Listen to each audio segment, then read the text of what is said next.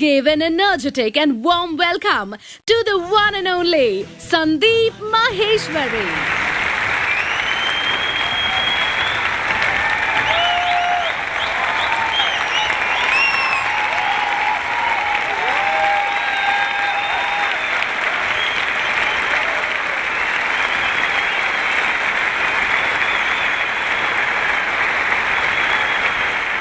Good morning, everybody! It seems there is a slight problem. Let me check.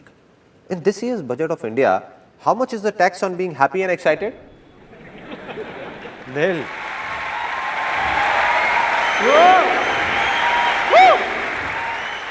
Let's try it once again with full of excitement and a lot of happiness. Good morning, everybody! 2.5 years ago, an MBA college in Pune invited me to give a speech. I prepared the speech, mucked it up for a month and was fully confident about it. No problem. I went there and when I saw 400-500 people sitting in front of the stage, I forgot everything. Blank. Didn't know what to do. Then I took that page out, the one with the speech written on it, and entered a room right behind the stage and started mugging it up as quickly as I could. Just then, a girl entered that room. She asked, "So what are you doing here? You have a speech to give." I said, "Yeah, I know, but I'm just fine-tuning it." She could sense what was going on. She asked, "So are you nervous?" I said, "Nah, do I look nervous? What are you saying?" She just folded her hands like this and asked, "So you're not nervous? Then what are you doing in the ladies' toilet?"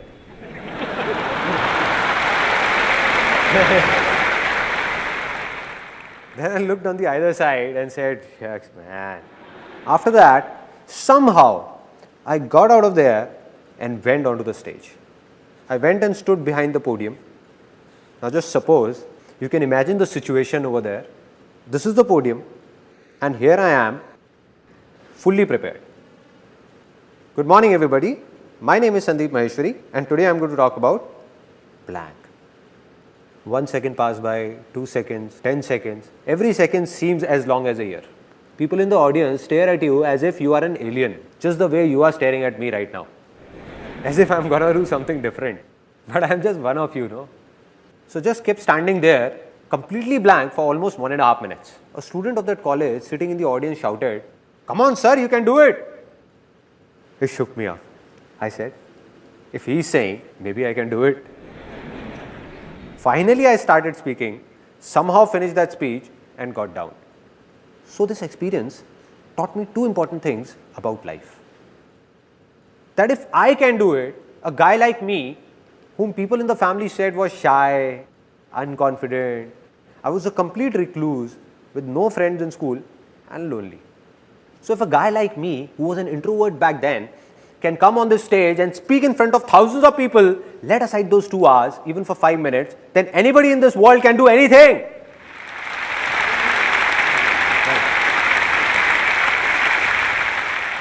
This was the first thing. And the second thing I learned made me swear to myself, never to mug up anything. So everything I'm going to speak today, I have no pages in my pocket. No mugged up matter. No preparations. I have no clue what I'm going to speak about. I'm not going to do this seminar from here, but from here, from my heart.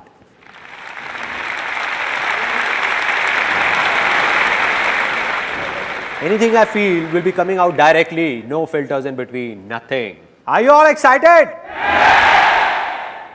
Now, your excitement level that was here has reached here. I'm going to make 3 such big commitments that your excitement level will surge from here up there, right through the roof. Okay, the first commitment, that this day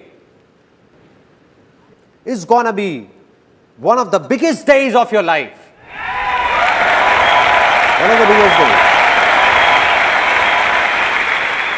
And you won't be able to forget it. Never.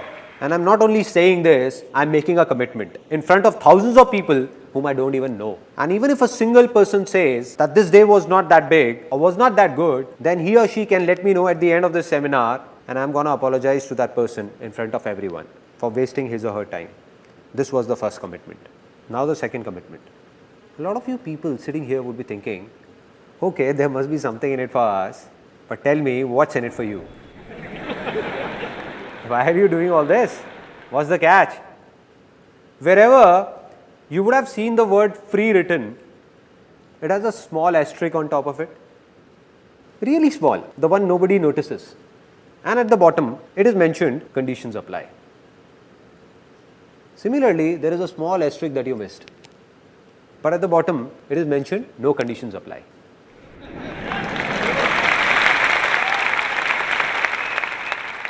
Which means, be it today or any day, I'm never going to talk about or even ask for a single penny from any one of you. No profit of any kind, neither direct nor indirect. Not now, not ever. Never.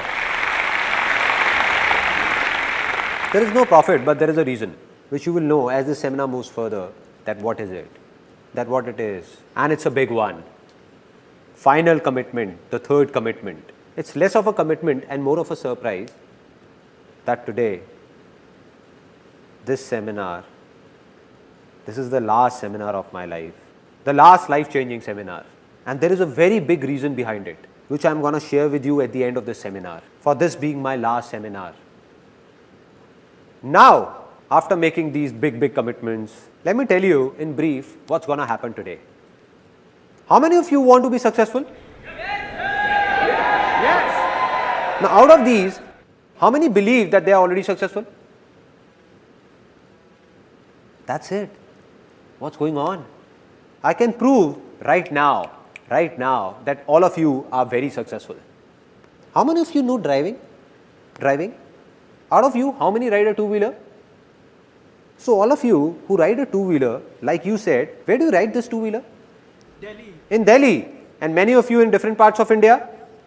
Now, what I can make out of this is that all these years, you have been driving two-wheelers on Indian roads and are still alive.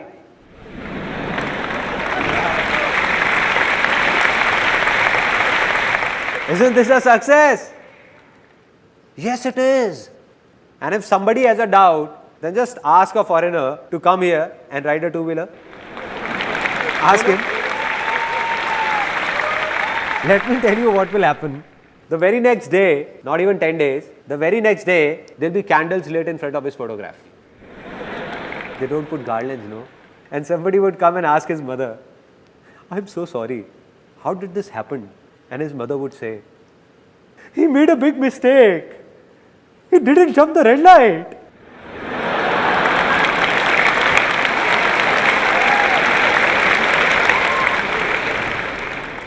She would say, it's simple. Here nobody stops at the red light. People keep driving till the time the person from the other side whose signal is green doesn't make a gesture like this. Here. Where are you, brother? Here. Till that time, don't stop, son, don't stop. Just keep driving, keep driving, keep driving. But he didn't understand all this. He applied brakes and stopped at the red light. He stopped, but the bus behind him didn't and took him along. Which means that in his own life, back in his own country, he might be very successful in many things, but driving in India, he failed and failed miserably. But you all are successful. So what is the problem? The problem is that with time, the definition of success changes. There was a time when driving was a success. Now after learning how to drive, definition changed. Getting a degree was a success, right? After that, it was to get a good job or do a business. That also happened. Then success was all about getting married. It's not right to laugh at other people's mistake. Well, anybody can make a mistake. So marriage also happened, which means that if I start making a list of things you all are successful in, the day will pass here itself. Even of a single person, you all are so successful. But the only problem is that you don't believe in it. Believe in it and you will realize it.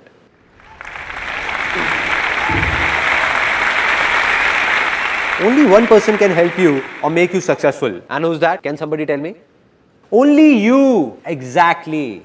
So this is what's going to happen today. All I'm going to do is make you remember that in those 90% things in which you are already successful, what did you do at that time? And once you recall those methods, the remaining 10% things in which you are stuck, all you need to do is simply apply these methods there also and you will succeed in them as well. That's all. It's that easy. Now, there is a slight problem before we take this seminar forward, which I am not going to tell you, but show you, and you will tell me what the problem really is. Now, this is a box and I want to put these balls in it. Now, let me give it a try. Oops, sorry. I didn't notice it. So, you know what's the problem? This box, imagine this box to be your mind, closed by a lid of your beliefs, everything that you would have heard and believed since childhood. So, the moment I am going to say something that's against those beliefs, suppose I say something and you believe in something else, you will think he's crazy, let him speak. So, nothing's going to enter inside. So, what to do? Open up your mind so that something enters inside. So, I request you all to open up your mind for the next 1.5 hours, let it fill up with what I say, then sit back and analyze what's useful and what's not. If you think something is just trash, just throw it out. And if you like something, keep it. But at least for the next 1.5 hours, just try and understand what I am trying to say. Only then will something happen. Only then it will be worth it. So, can I expect that all of you sitting here have opened up your minds? Yes or no? Yes or no? If opening up your mind was so simple, there wouldn't have been any problems. Let me ask you a simple thing. Who all have open minds by default? Who are ready to learn anything always?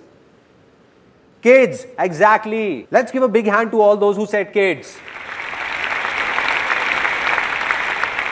See, why are we clapping for him? Let me tell you. Not because he spoke something extraordinary, but because he at least spoke something. I asked and he answered. This is a very big quality of being successful. That it's not just about thinking, but doing it as well. So let's do one thing. I have a simple idea that let us all become kids for the next 1.5 hours. I am a kid and like me you are all kids. So are you all ready to be kids? Yes or no? Yes, yes or no? Yes. Now that you have said it, you can't step back. Now you will see what all strange things are going to happen here. Now we play a game that's called, pay attention, it's really funny.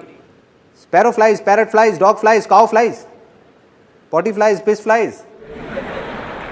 Now some of you are laughing, the ones who are have already become kids, and the ones who are not laughing, they have to be kids. Kids enjoy such silly things only.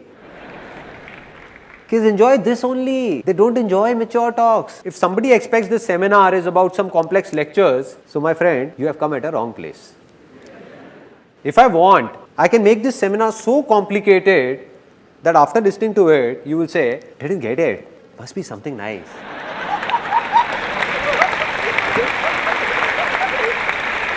But no, what am I doing? I'm just sharing my life's experiences with you. My life is easy, so I'm going to tell you how is it easy, why is it easy, and how can you make your life easy, not complicated. So, I'm going to ask you a simple question, and if your answer is yes, then put your hands up. If it's no, keep your hand down, and if there is a doubt, then stick it up till here. Alright, simple. First question. How many of you are male? Oh, some have not raised their hands till now.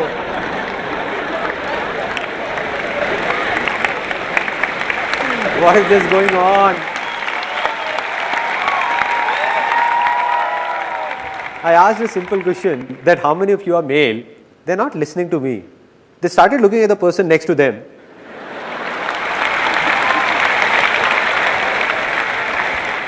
They are looking at his moustaches. That he also has moustaches. Looks like he is also male.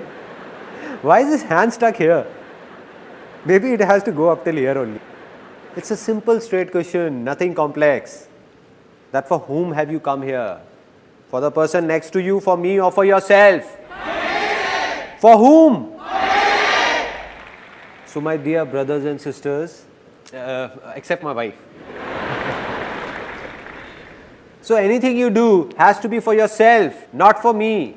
not for the person next to you. Just forget about him and don't think about what he's thinking. The biggest problem is that we keep thinking what the person next to me is thinking, and the person next to you is also thinking what he's thinking. Exactly. Woo. Let's try it once more, this time faster. A simple question. Ready? How many of you are female? There is a gentleman sitting over there. His hand went up till here and then turned here.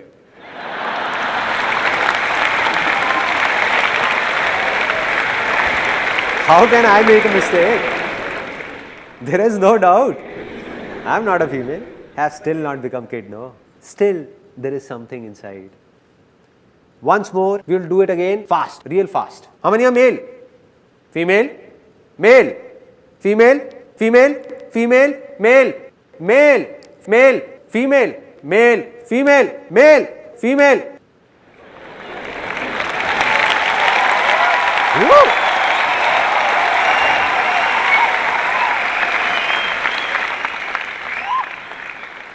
Now we all are enjoying, opening up a bit. Everyone. This is what needs to be done. So if you like something, laugh for yourself, not for me. The problem is that a lot of people, when at home, while playing with kids are fine, but outside, don't know what happens in seminars, at public places. And then there are a lot of people who don't even laugh at home. Their laughter, struck by the hard times of life, gets stuck. It stops. So I have given a name to such a laughter, and that's constipation smile. Meaning, stuck up smile. They feel like laughing, but don't want to open their mouth. How will it come out? Let it out. Don't suppress your laughter. Let it out. Out. There is no point stopping it. No point. So do what you feel like doing, because this day is not gonna come back. This day is not gonna come back.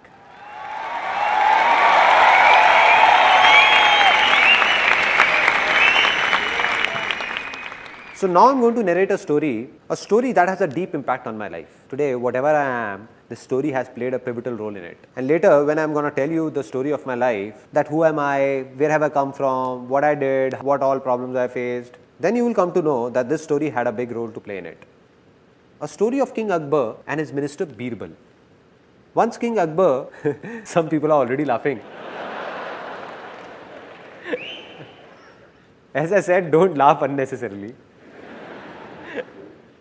So King Akbar and Birbal's story. Once upon a time, Akbar and Birbal were going for hunting, and Akbar slit his thumb while pulling out his sword. He cried out in pain, starts screaming, "Soldiers, go and get the first aid. I slit my thumb. It's bleeding. Hurry up. See what has happened." Birbal comes in with a smile and says, "Relax, my lord. Whatever happens, happens for the best." Akbar says, "Birbal, have you lost it? What are you saying? I thought you loved me." "Soldiers, do one thing. Leave the first aid. Take this crook Birbal, hang him upside down for the entire night, lash him up with hunters and hang him by the neck in the morning." So Birbal is taken away and Akbar goes for hunting alone. Now he goes to hunt and is caught by a few tribal men. They hang him upside down. Now there is this tribal dance going on. Hoo ha, hoo ha, hoo. Come on guys, you don't expect me to dance. Suddenly a tribal man looks at Akbar's injured thumb and shouts, "He is impure. We can't sacrifice him to the gods. Free this impure being. He is impure." So Akbar is freed. Now Akbar is crying. It's morning. He thinks Birbal would have been hanged by now.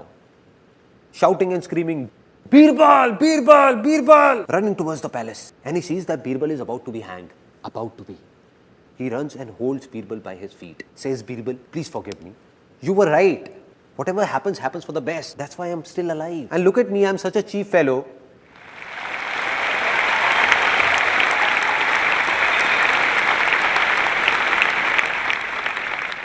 And look at me, I'm such a cheap fellow. What have I done to you?" But Birbal, all thrashed up, still insists, "No, my lord, whatever happens, happens for the best." Then Akbar, it's not over yet. Then Akbar is shocked. He says, "Birbal, are you nuts? What are you saying? What could be good in it for you?" He says that if I would have gone ahead with you, they would have sacrificed me instead.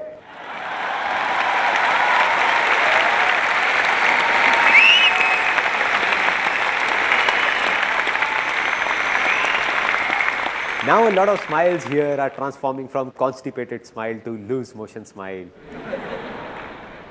Flowing, flowing, let it flow, let it out, let it go wherever it want to. So what's the moral of this story? That whatever happens, happens for the best. So how many of you believe in luck? How many of you believe that destiny plays a major role to move ahead or be successful in life? Many? Me too. I also believe in luck. I also believe in destiny. But I only believe in good luck. I believe there is nothing like bad luck in this world, because whatever happens, happens for the best.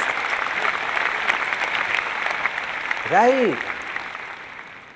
It means that even if something bad is happening, it seems to be bad. It is not actually bad. It seems bad at present, but in future we realize that it was also for the good.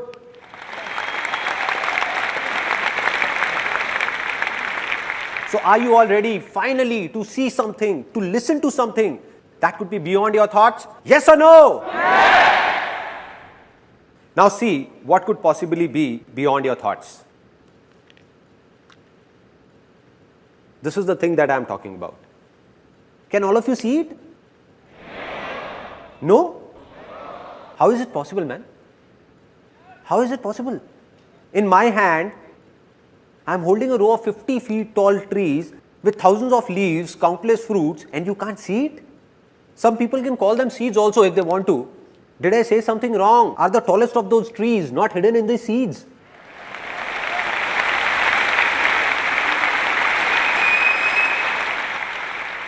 Hidden inside but not visible. And this seed will become a tree if it gets water. If I put these seeds in water, will they all become trees? Land. And that too, fertile land. If I take 1,000 of these and sow them in a barren land, nothing will happen. But sowed in a fertile land, all these seeds are trees. Simple. Just like this. Similarly, all of you who are sitting over here, I have already told you that you all are already successful in a lot of things, and of a remaining few things that you want to be successful in. The seeds are inside you.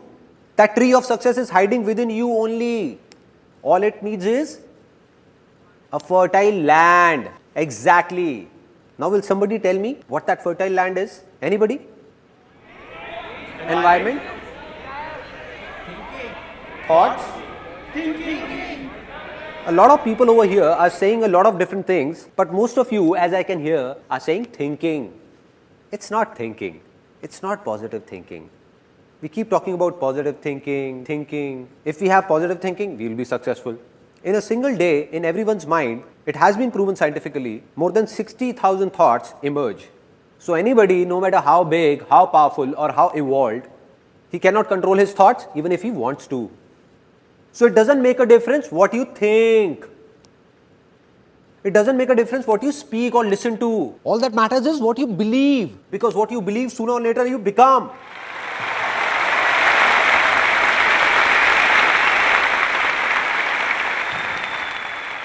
And if someone believes that he can't do anything, will he be able to do something? No, never. And if someone believes that I can do it, then nothing in this world can stop that person. Yes or no? Yes! So simple, so simple. So what am I saying? I'm saying something big that might hurt a few people. That all of you who are sitting here, more than 90% of you don't even have a land that's fertile enough to sow the seeds of success in. That very land is infertile. Strange to hear, na? Okay, I'll not comment on you, rather share my own experience. Till the time I turned 18, as a kid, I believed I could do anything. But by the time I started growing up, grew up, there came a stage in life where I believed that I'm good for nothing, which means my land became infertile. So why did this happen? Where did it all begin? It all began in childhood. So here's a short film that you will see that will explain why did that land become infertile and how to make it fertile again. Since childhood, don't know how many times you would have heard that you can't achieve your dreams. Like your dream of piercing through the clouds in open sky. But the dream ended the very moment you woke up. Because you were told that no matter what you do, you cannot fly. Just like me, you would have heard it a lot of times. that life is not easy. Rather, it's very difficult. It's not a child's play. What if I tell you that all those people who told this to you were intentionally or unintentionally lying about it? And in this whole world, anybody who has been successful has done so by keeping that little kid inside him alive and not by killing him.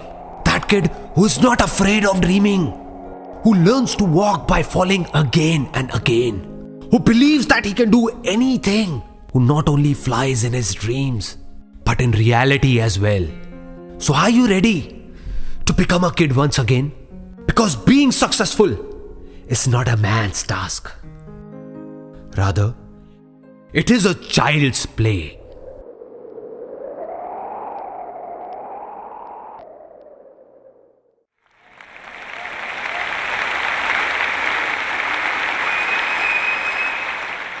Isn't this film a bit strange? What we hear in our daily lives is a lot different. There, anybody who is successful or not successful says the same thing, that being successful is very difficult. One has to go through a lot of hardships, lot of pain. Like success is very, very hard to achieve. That he who is successful must have done something radical. But what am I saying here? That being successful is a child's play. What will happen if within the next few minutes, all of you believe in it? Because you already know it. I am saying believe in it, not knowing it. If you believe in it, that being successful is a child's play, what will happen?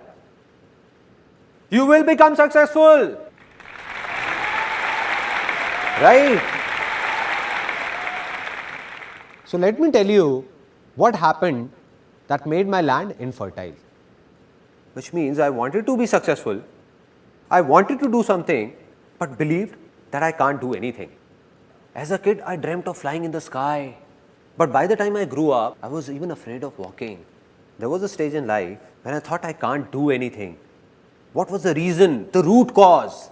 The root cause is somewhere in our childhood. How many of you are from a middle class background? A lot of you. I also hail from a middle class background. My family, we used to live in a small house, just a 2-room set. We had limited income with a rented accommodation. I had a friend in the neighborhood by the name of Puneet. They were well off and his dad got him a brand new red bicycle, imported cycle. Earlier when we used to go to the park, we used to race and I always won. But now, since he was on his cycle and I was on foot, I used to lose.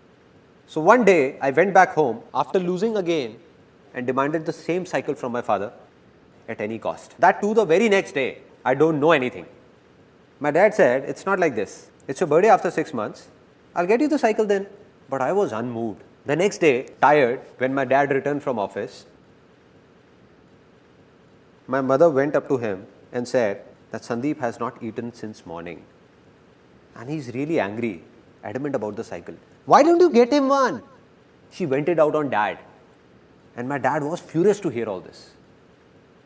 He said that I am no Tata Birla who would fulfill all his demands. I can't get him a cycle. Do whatever you want to do and leave me alone. Dad was really angry and I was standing outside. And after such a heated conversation, I preferred to stay out of the room. The next day, I walked up to my mom and said, I would be around 5 or 6. I asked mom, what was dad saying? Tata Birla? What is this Tata Birla? So my mom replied that these Tata Birla are people who are billionaires with a lot of money. So I became really happy and asked, so why are we not Tata Birla? And my mom got irritated and said, I don't know why. You just go out and play.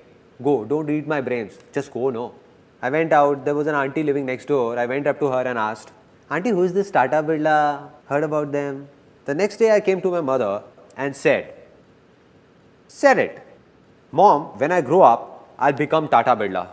Till there, it was fine. Like every mom, she also encouraged me saying, why not? And she said, you will become Tata Birla. You will become Tata Birla. You will. One day you will. But the mistake she made was, right now my mother is sitting here. So what she did was, she told everyone in the family, all my uncles, aunts, friends and relatives, that Sandeep will become Tata Birla. My son will become Tata Birla. Now what happens, like if there is a marriage or an event in the family, when people get tired of singing and dancing, no, they need kids for entertainment. True? Right? Kids are called. Come here kid, come, recite a poem. Okay, tell us, do you like your dad more or mom? What happens? And everybody enjoys. In my family, they used to call me. So my aunt used to call me, oh Sandeep, come here. Yes auntie, what is it? And she used to tell everyone, just wait, look, he'll speak. Now, with everyone eagerly looking at me, then she used to ask, Sandeep, what will you become when you grow up? And I stood there feeling shy, looking down, really shy. She prompted me again, speak up baby, speak up. Don't be shy, speak up. Tata Birla. Saying this, I would run away. And they used to laugh and call me later, kissing me, hugging me, and they used to say, ay, such a cute kid. Why not? He will become Tata Birla one day. You will know once he grows up. Innocent kid. If a kid from a middle class background says that he will become a billionaire, what will happen? People will laugh at him, no? Because we can't accept these things. And that's what happened. Everybody used to make fun of me. All of them. They thought he's just a kid. What difference does it make to him? He's just a kid, no. They were wrong. Because a kid understands everything. He doesn't understand a joke, but he understands when others are making a joke out of him. I didn't know what's Tata Birla, but I knew that everyone is making fun of me.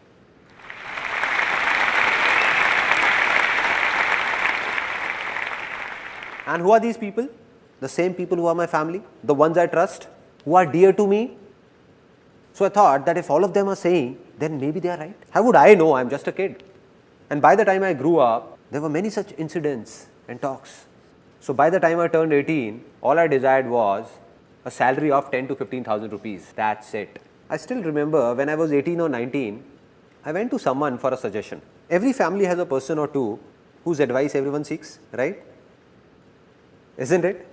Some of you are laughing. It seems they got the same advice as I did. So I went fully prepared, thinking that I'm going to this influential person, and if I goof up anywhere, then my family is not going to support me. So I went fully prepared for it. Fully prepared, thinking what he might ask. He asked me 10 things, saying, what if this happens? What if this? What if this? What if this? Since I was fully prepared, I said that if this then this, if this then this, if this then this. When I answered all his questions, he said that, listen kid, all this you're saying is very impractical and it can't be done. And I asked, why can't it be done? Can you please explain why can't it be done? He got irritated because he was at a position where a kid who was a nobody came and questioned him that why is it not possible? So his ego took a hit and he said that, listen boy, you don't know anything about it. It's easy to say but very difficult to do. How many of you have heard this dialogue? Everyone. And that too, how many times? Have you ever wondered the impact of this simple dialogue on our minds? Or on that land that I was talking about? This word difficult is also a seed. Just like the seed of success that I was talking about, this word is the seed of failure. Anything in life, if you keep saying it's difficult, then after some time you will end up saying, it's impossible, it can't be done. The end. So this word difficult, what has it done? It has tied down. It has tied down each one of us like a rope does. Just like an elephant in a circus who was tied with a rope when it was small. So that baby elephant tries very hard to snap that rope. It keeps trying, but can't break free. It doesn't have the power to do so. Can't snap it. So it believes that it's really difficult for me to do it, impossible. And now, when that elephant has grown big, if it wishes, then not only one rope, it has the power to snap 1,000 such ropes. But it has stopped trying. Stop trying.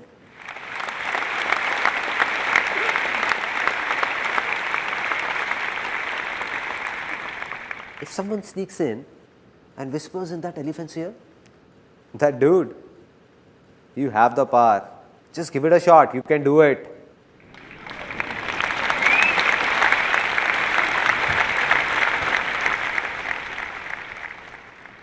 So how long will that elephant take to snap that rope? 1 year, 2 years, 10 years? 1 second. Not even 1 second. This is what happens. All those beliefs which are based on a lie take years to be formed. But snap in a second. Second.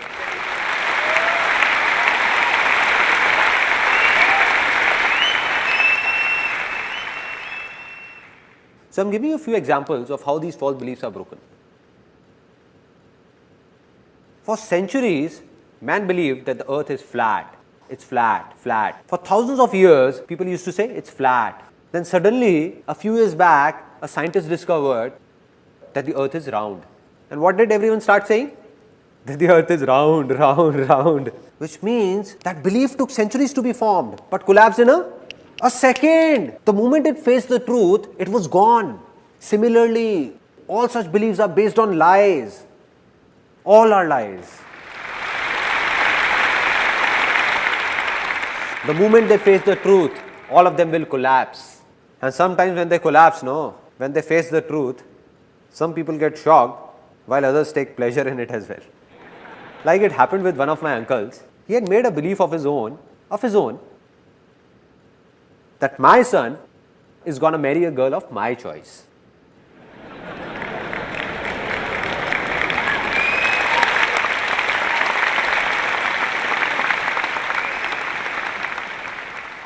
The sons are clapping, but fathers, anyhow. Now what happened? It was his own belief, but it's not true. This is not truth. So what's the truth? What's the difference between truth and lie? The truth is that fire is going to burn you. No matter whether you are an Indian, American, Australian or whoever, fire will burn you, and that's true. But every son will marry a girl of his father's choice is not true. Not true.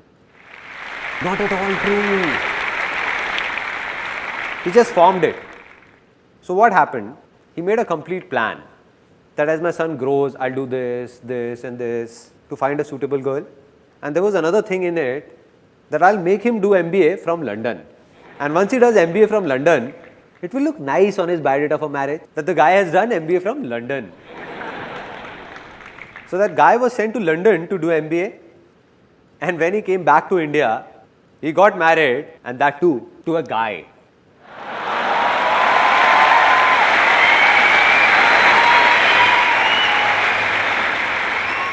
This is how false beliefs snap, like this. I'm not talking about right or wrong, but I'm just giving you an example. How these beliefs shatter.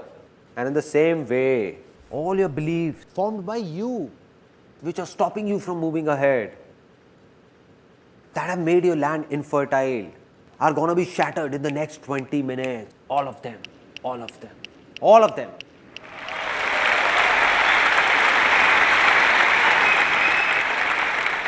Because you are going to witness the truth. That rope is about to snap in a few minutes. So are you all ready to make your land fertile? Yes or no? Yes. So how many of you are into a job? Okay. Out of these, how many of you find giving job interviews difficult? Going for an interview gives you nightmares. Okay. So many of you. And how many of you find job interviews easy? Again, so many of you. It seems there is some confusion. How many of you find dancing difficult? Really difficult. How many find it easy? Out of you all, with your hands raised, how many of you can come on the stage and dance with me right now? How many? Oh, so many. Now, why did I ask this? Just to show you a contrast. For some of you, dancing is difficult even when alone. And for some, it's easy to dance even in front of thousands of people. It's easy. What a contrast. What a contrast. Similarly, how many of you find doing business difficult? Business as a name sounds difficult. Difficult? How many find it easy? Easy, huh? Now, there is an interesting saying in India that I can't relate to. That in today's time, doing business is very difficult. Now I don't understand that when did this today's time start and when will it end?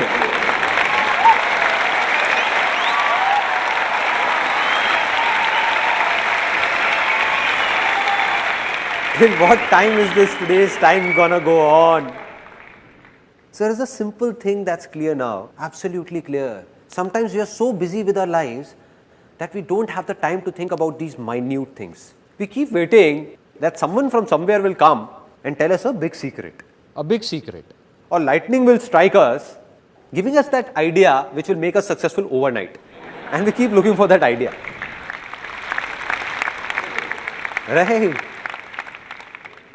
While the secret of success is hidden in these minute things and not in big philosophies. If we understand small things, big ones will also be understood automatically. And what is that small thing that I am talking about? That be it a job interview, be it dancing, be it a business, or be it anything in the world, it just seems to be difficult. In reality, it is neither difficult nor easy for those who believe it to be difficult for them. So today or tomorrow, it keeps getting more and more difficult for them. And for those who believe it's easy for them, it keeps getting easier for them.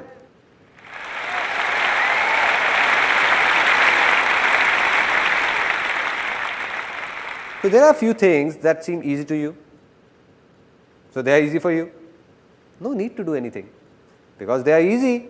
But a few things are difficult for you. If somehow you start believing that all those things which are difficult for you are also easy, then what will happen? They will become easy. Easy in reality. So being successful will actually be a child's play. Right?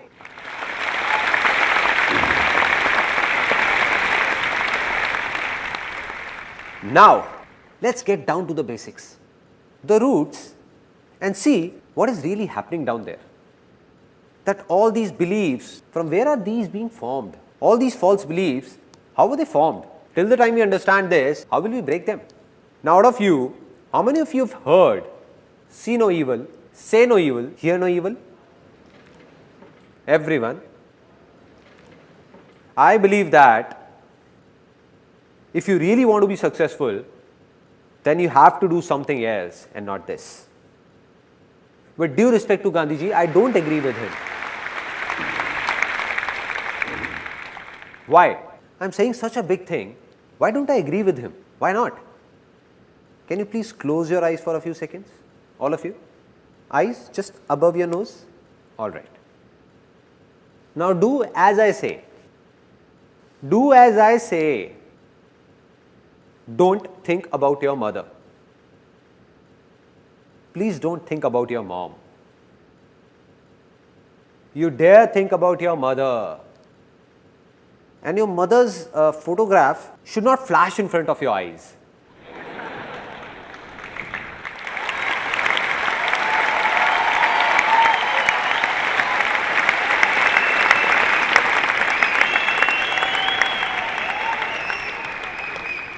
What all was happening? How many were thinking about their father? I was saying, don't think, don't think. But even then you were thinking just about her. See, here is an interesting fact that how does a mind work? See, our mind cannot think in words. It can only think in images. It can only think in pictures. For example, I am saying terrorist. Whose image comes in your mind? Kasab. Osama bin Laden. Nobody is saying wife, right?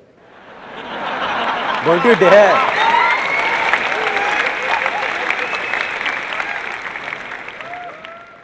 Such images come to your mind. Mother Teresa. What came in the mind? A good image. Peace, right? Zupta. Any image in the mind? ZXY. Any image in the mind? ZXY. Any image? No? Nothing? It means that our mind can't think in alphabets. It can't think in words. It can only think in pictures. Pictures.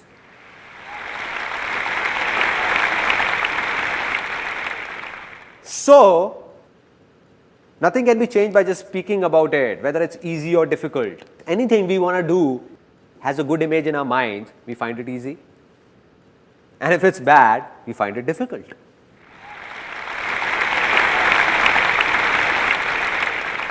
Now, I'll tell you about a very interesting experience of my life. When I was a kid, I didn't know about all this, because of which created a lot of embarrassing situations for me.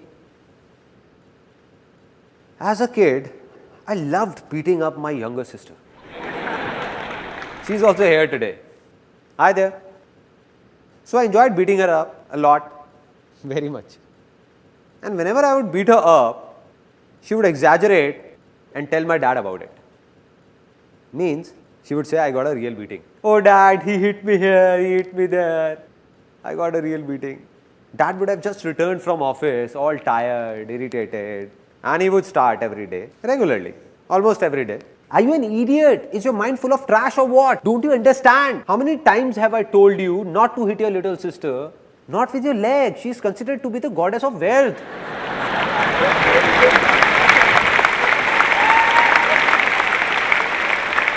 But I never got it.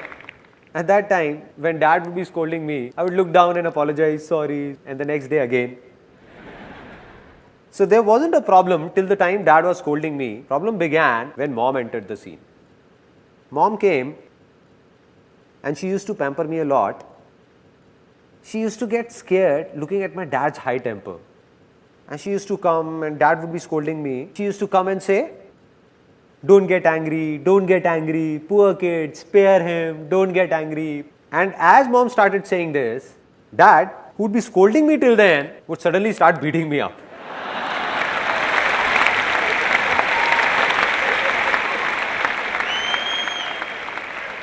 I used to think, Mom, why did you have to be here? Why did you have to be here? The more she used to say, don't get angry, dad would say, don't get angry, Thor!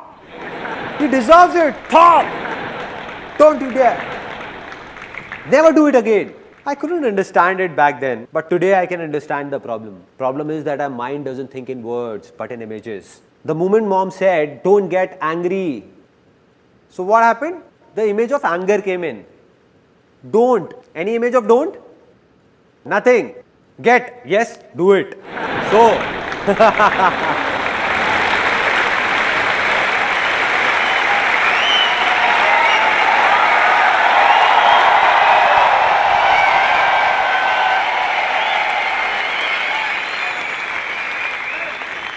she came in to save me, but got me beaten up instead.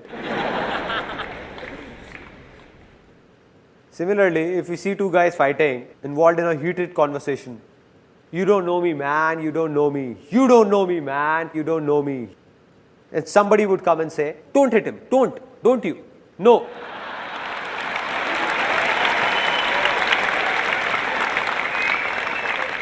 Not this brick, no. He picks up the brick and bang, bang, bang. So, I say, see no evil, say no evil, hear no evil. If this is not to be done, then what else needs to be done? Very simple. Just say, see good, say good, and hear good. Right.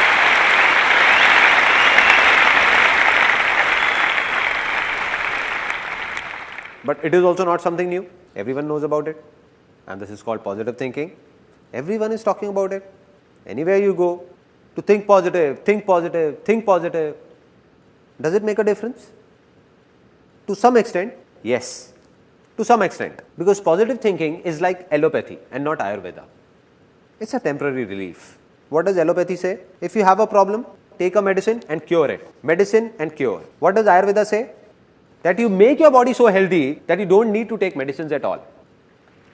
That's the difference. You will read a positive book or go to a pleasant place, the effect will last for some time. It's absolutely true, and it applies for this seminar as well. That its effect will last only for some time. A few hours, a few days, or maybe a few months. And after that, back to normal life.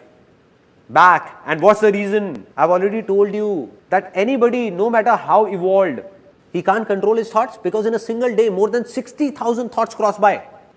And if you seriously want to do positive thinking practically, see, here is an interesting fact. Then either you have to go to a mountain and leave this world. No newspaper, no television, no talks, nothing at all. Just go there and control your thoughts. This one is positive, nice. This one is negative, oh no. Negative.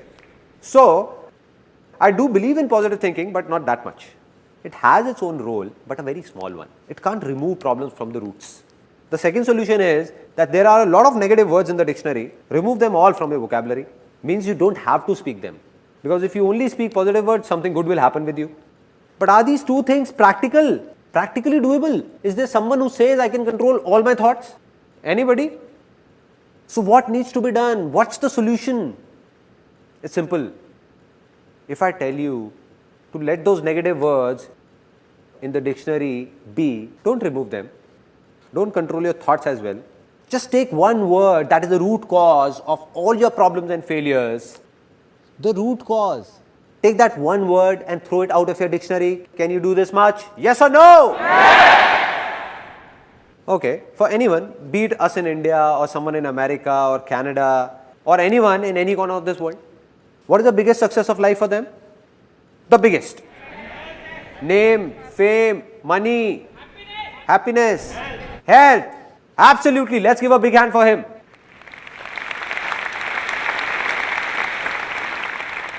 No success is bigger than health.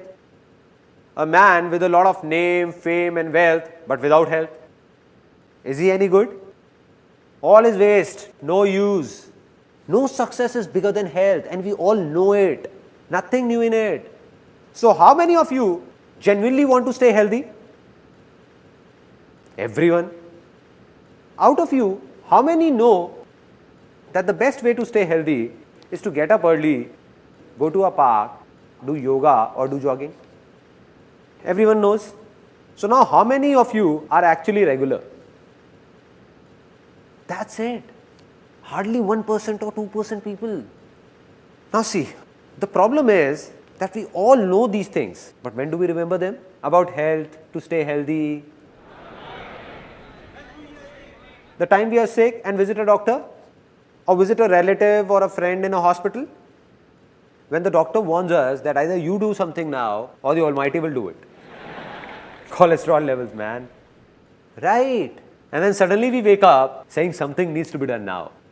And from that very day, you make up your mind that from tomorrow morning 6 o'clock, I'm going. Everything is planned. Left office on time. Thinking, I have to go, I have to go, have to go, have to go, have to go. It's around 10:30 in the night and you're feeling sleepy, trying to sleep, lying down, eyes closed. You know to wake up early, you need to sleep early. Just then, you heard your famous TV soaps tune. Na na na na.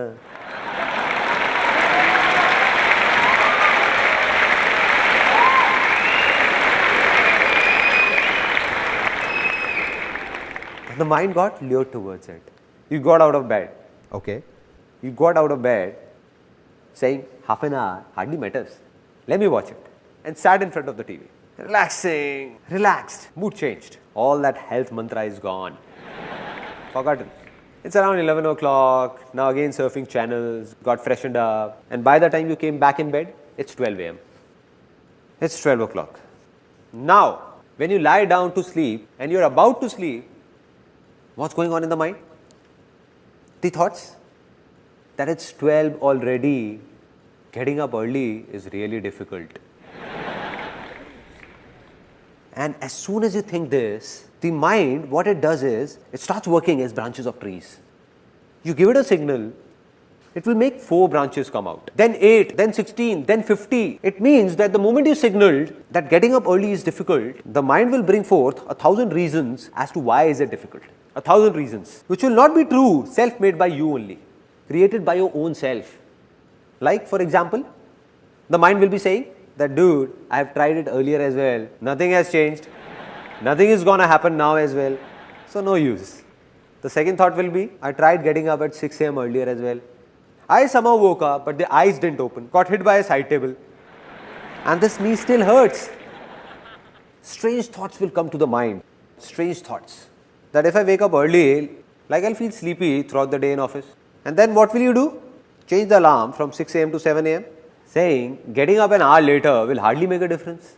Now you're remembering because you have said it's difficult. So the mind is giving you reasons. That you read an article in a newspaper which said that a minimum of 7 to 8 hours of sleep is a must.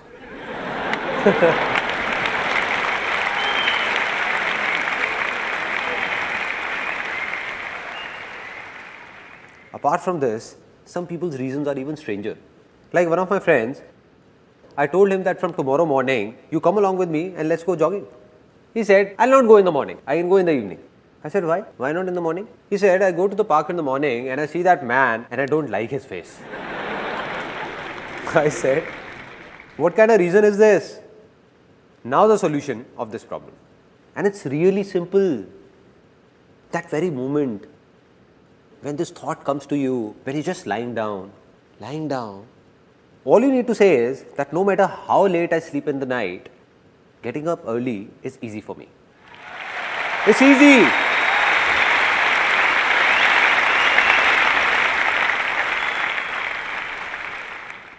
Now you know what will happen? Really? The moment you will say it's easy, a voice inside you will say, are you crazy or what? How is it easy? Because we aren't used to it. Then you will say it for the second time, it's easy. Then for the third time, it's easy. Getting up early is easy. The moment you say it 3-4 times, your mind will give you 1,000 reasons that will prove it's easy. It will go in the opposite direction.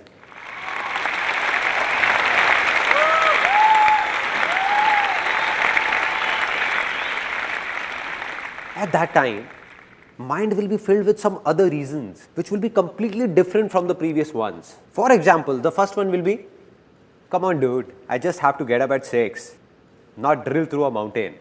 Earlier also so many times I have caught a train and to catch it, I woke up at 4 in the morning, 4 a.m. and that too on my own. 5 minutes before the alarm went off, I woke up myself. I can catch the train again even if I miss it. But where will I get this body from once the health is gone?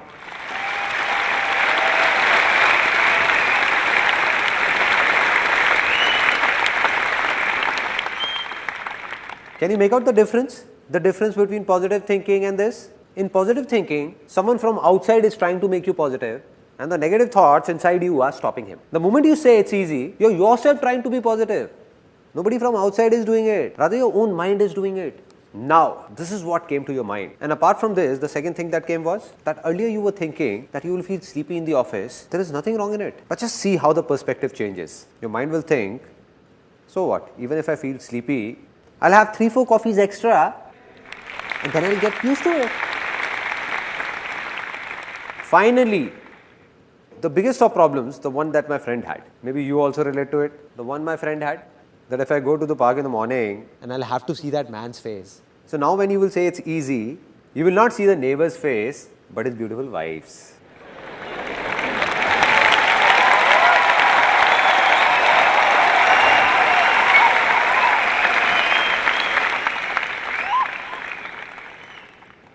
It's that simple. This is it. Be it the smallest to the biggest of problems of your lives. Just take these 2 words and stick them up with all these so-called problems. The day it starts coming from within, that it's easy, that day, everything will become easy. And this is the biggest secret of my life. The biggest.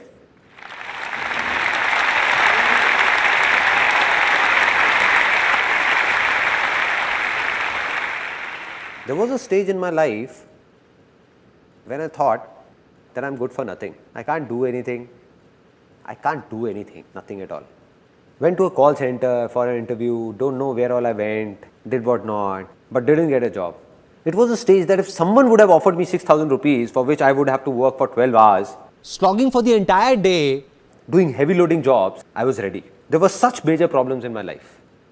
At that very time, an exactly similar moment came in my life. The same moment that's going to come in your lives in some time. When I watched someone, just the way you are watching me now, I saw someone who appeared to be just like me. Exactly like me. 2 eyes, 1 nose, 2 ears. I said he looks just like me. And when I heard him speak, a voice came from inside me. Nobody said anything, it came from inside.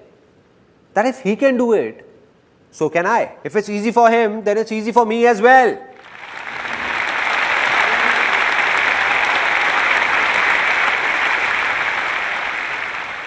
Finally, the moment has come to decide. Because I believe that if nothing has changed, then nothing will change. Although you all have come here, but if you don't make a commitment to yourself, or don't try to change yourself, then nothing will change when you step out of here. Nothing different. Just a good time pass and finished. So it's time to make a commitment to yourself. Take a decision to change yourself. You have two options. First, there are a kind of people in this world who themselves keep making the smallest of their problems, their troubles, bigger and bigger, and keep complaining. There are a lot of such people, and there is nothing wrong in this. All we need to do is understand that if we are like these people, only then will we be able to change ourselves. But if we don't accept it and say, no, I'm not like this, then you will be like this only, like you have always been. Second option, this was the first option. Second option is those people, and there are millions of people like this, who themselves make the biggest of troubles of their lives really easy, thinking of them as nothing and always be happy.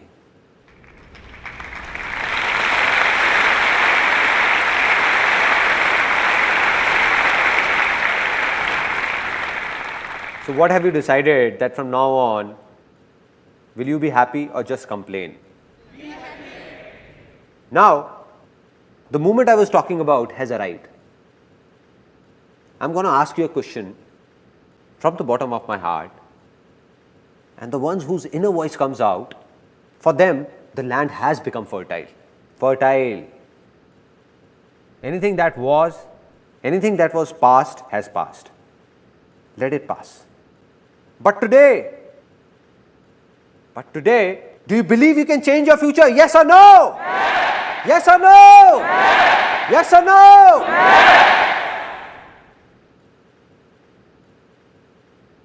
Let's celebrate. This is a very big moment.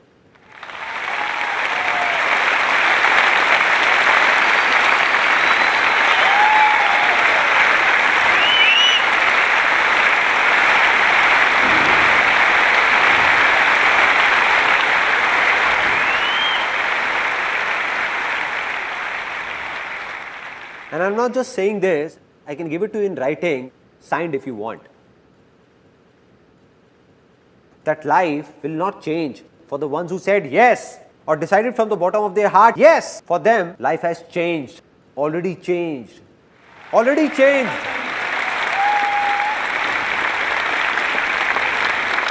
The land has become fertile, done.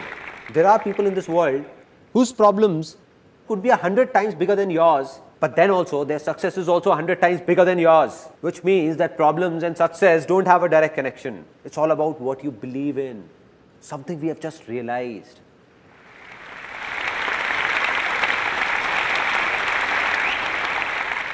Now, just a small task to do. The land has become fertile, but no matter how fertile a land, if you don't take good care of it, what will happen?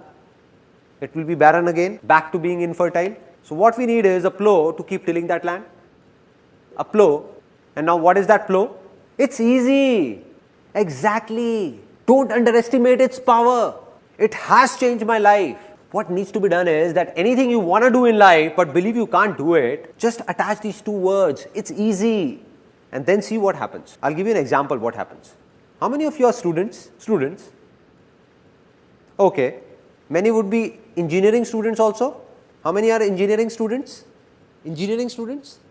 A lot. Now what happens inside an engineering college? Leave alone the top engineering colleges like IITs, other top colleges, number 1, number 2, but not many students get admissions in these.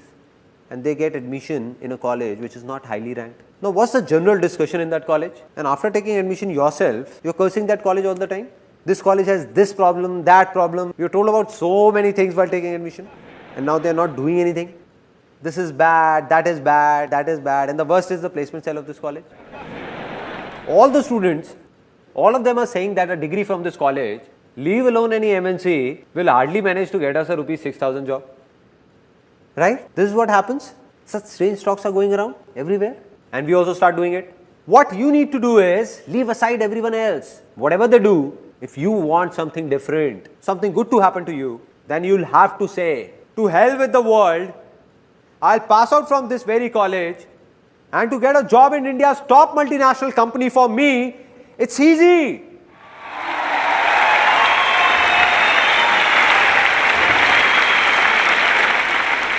Right? Let those 99% people say it's difficult. Let them do a 6,000 rupee job. Let them fight over it. I'll get into a top company. Now what will happen when you say this? From outside, you will say it's easy, but the inner voice will say it's difficult. Again from outside, you will say it's easy, but the inner voice will repel, saying it's difficult, difficult. The day your inner voice says it's easy, inner voice from here, that yes, it's easy for me to get a job in that company, within some time, I can guarantee this, you will be sitting in that company.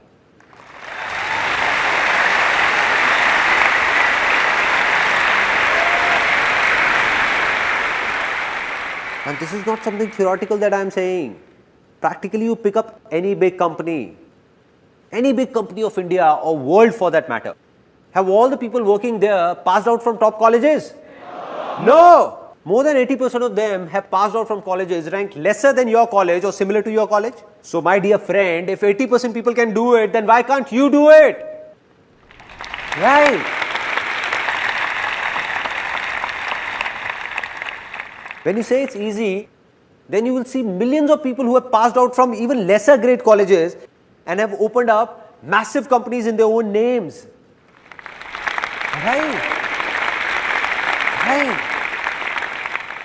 Now, till here it's clear, our land is fertile, we have got a plow, but if we keep sitting and just say, it's easy, easy, will something happen? Nothing will happen. Means something needs to be done. It's time to do something, to decide what needs to be done. Without this, nothing will happen. Now, this is where a lot of people get stuck. Some say, there are a lot of options, what do I do? They say there is a confusion, what to do, what not to do. Many of you. And then there are those who say, we don't know what to do. We don't have an option, zero option. Right? Two kind of people. And now, to decide what to do and what not to do, saying it is easy, but doing it is? Some of you said it's difficult. It's easy, right? See, there are only two options. Only two options. Very simple. First, to listen to your outer voice. And what is this outer voice? What others say. What others do. What did he do that made him successful? What is he doing? Or asking for advice from someone. Like what should I do? Or what career to pursue? Once a guy came to me and said, please tell me an interesting business to start. I said, these days, space tourism has great scope. I said it very seriously. He asked, what is it all about? I said, nothing. You just buy a rocket, take people in space and take them to moon. He said, why are you joking, man? I said, who started it first?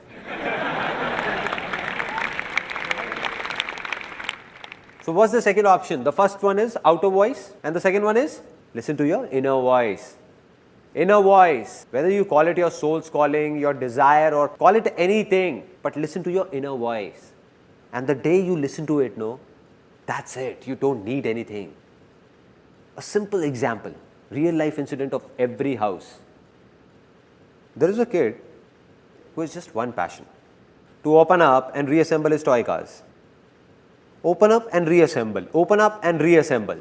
That's it. And that's all he enjoys, nothing else. Now gradually as he grows up, now he's fond of computers. He keeps opening and reassembling them. TV, electronics. Now he turns 18 and it's time to take a call. What to do and what not to do. Now his inner voice says, go for engineering. Engineering. But everyone around said, that son, don't go for engineering, there is no scope in it. And he was told that, listen son, you go for chartered accountancy, CA. But why CA? An interesting point. It's a very interesting point. Nobody analyzed what that kid wanted. What was his talent or interest? No. CA because someone in the family did CA 15 years ago and today he is making good money. So what will happen now? This is not his inner voice. The problem is not that everyone said. The problem is that he also got scared. He said, let me do what everyone is saying. No, why take a risk? Why take a risk? If something goes wrong, then who will take the blame? Right? So he opted for CA. Now he is doing CA, but completing it is a big task for him because he has no interest in it. And on the other hand, if he would have done engineering, then today or tomorrow, just the way he was reassembling computers, he would have reassembled an aeroplane as well. Now, we all have understood that we can do anything. We have heard our inner voice. Internally, we know what we want to do. But then also, after having a fertile land and seeds in our hands, if we don't sow these seeds, will something happen? Nothing. If we don't take an action. Worldwide, a lot of researchers have proved that 90% people who failed have one big reason, one common reason, and that is that they don't even try. They don't even try. It means that they have the seeds in their hand and keep on thinking to sow or not to sow, sow or not to sow, sow or not to sow, or wait for the right time to sow. And they keep on thinking. So they don't fail because they did something, but fail because they wanted to, but never did it throughout life. Right?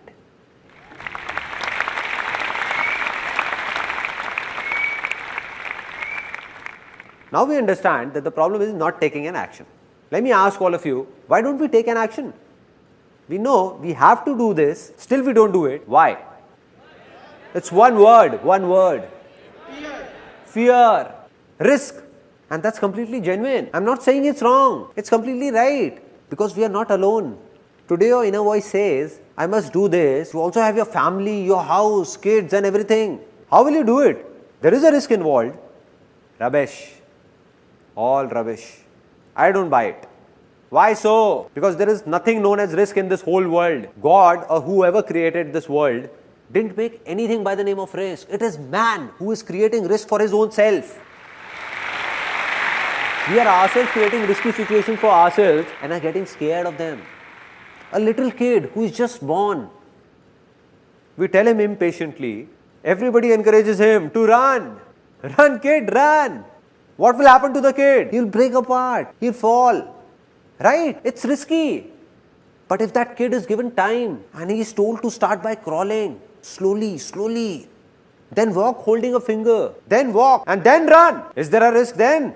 Not at all. Yes or no? No. Here is an interesting thing that happened with me 5 years ago. One of my friends came who had done MBA finance. I asked, what's up man? He said, nothing man, it all looks fit, but life is shit. I said, what happened? He was actually very tense. He said, I'm not happy. The 9 or 10 hours in office are so suffocating. I have no interest in this finance field, no. And it's really bad, and by the time I come home, I take all my frustration out on my wife and everybody. I just lose it and get irritated. I said, okay, it seems that you need to do something else or think of something else. So he said, that's why I've come to you. And I asked, what have you thought of? He said, man, but will you be willing to help me? I said, come on man, just say it. I'll do whatever I can. So he said, I think I should learn photography just the way you did. Will you teach me? I said, that is fine, I'll teach you. But why do you want to do photography leaving finance aside? Why photography? Any reason? He said, because you do photography and stay very happy. I said, great, so it's decided. You come to my studio from tomorrow, I teach you photography. But do one more thing from tonight, start eating bitter gourd as well. Some fresh bitter gourds, nicely cooked. He said, what are you saying man? I said, it's clear, no, it's clear. I stay happy by eating bitter gourds as well. So do everything that I like to do.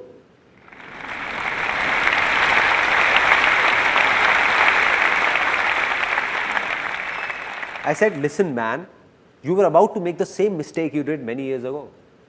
I said, I'll make you see 100,000 photographers, 100,000 who do photography like me and are not happy at all. For them, photography is just work, nothing else. And I said, I'll show you 100,000 people who do what you have been doing from the field of finance and are very happy. Very happy. It means that no work is interesting or boring in itself. It all depends on your interest. What do you like? Anything that is from inside is good for you. And if not, then it's all waste for you. And so he got it somewhat. He said that I don't get it. All this inner voice thing and what all you say. How to listen to my inner voice? There is no inner voice inside me. It's a genuine problem. Now there is no voice. What will you do? I said, look, I'll make it simpler for you that how to listen to your inner voice. Any such work that you can do without getting tired, non-stop, 12 out of 24 hours in a day, without bothering about money, whether earning more or less, and still be happy about it, that is your inner voice.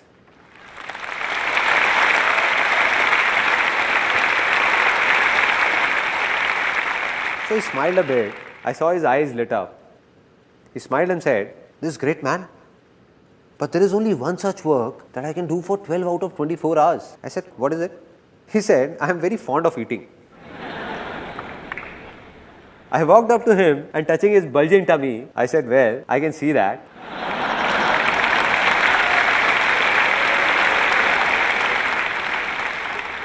I said I would have known it anyway. He said, "Come on, man, I'm serious." I said, "Okay, tell me now." He said, "What I mean to say is that I'm not just fond of eating, but cooking as well. Cooking is something I can do for 24 hours. Everyone at home makes fun of me. Why do you keep roaming like a cook? But I just love cooking." I said, "Cool, so do something related to cooking. What's the problem? Do it." He said, "Yeah, man, thanks for the idea." I said, "I didn't give it to you. You gave it to yourself." So he said, "Now what I'll do is, you wait and watch. Now I'll open a big restaurant in a big shopping mall." So I asked, "How will you go about it? Buy a space or take it on rent?" He said, "Come on, man, you know I don't have that much money to buy a space. Obviously, rent is the only option." I said, "Okay, take it on rent. Still, it's not a big investment, no? Just assume the rent of a big restaurant in a big shopping mall, like 200,000 rupees as rent. Just 5 million rupees is all you need. You must be having that much on you. Just calculate, no?" He started calculating all my savings from here and there, taking from dad, borrowing it from friends. 3 to 4,100 rupees I can manage. I said, "Great, man, you're just about there. Great, man. Okay, 3 to 400,000 rupees from here. And what about the remaining money?" He thought a lot and said, "I think dad won't mortgage the home for it." I said, "You lost it, man. Just think of something else, man." He said, "I'll make a proposal of my restaurant and go to a bank for a loan. And I'm sure I'm going to get one." I smiled. I smiled and said, "My brother, bank only lends money to those who actually don't need that money." Right.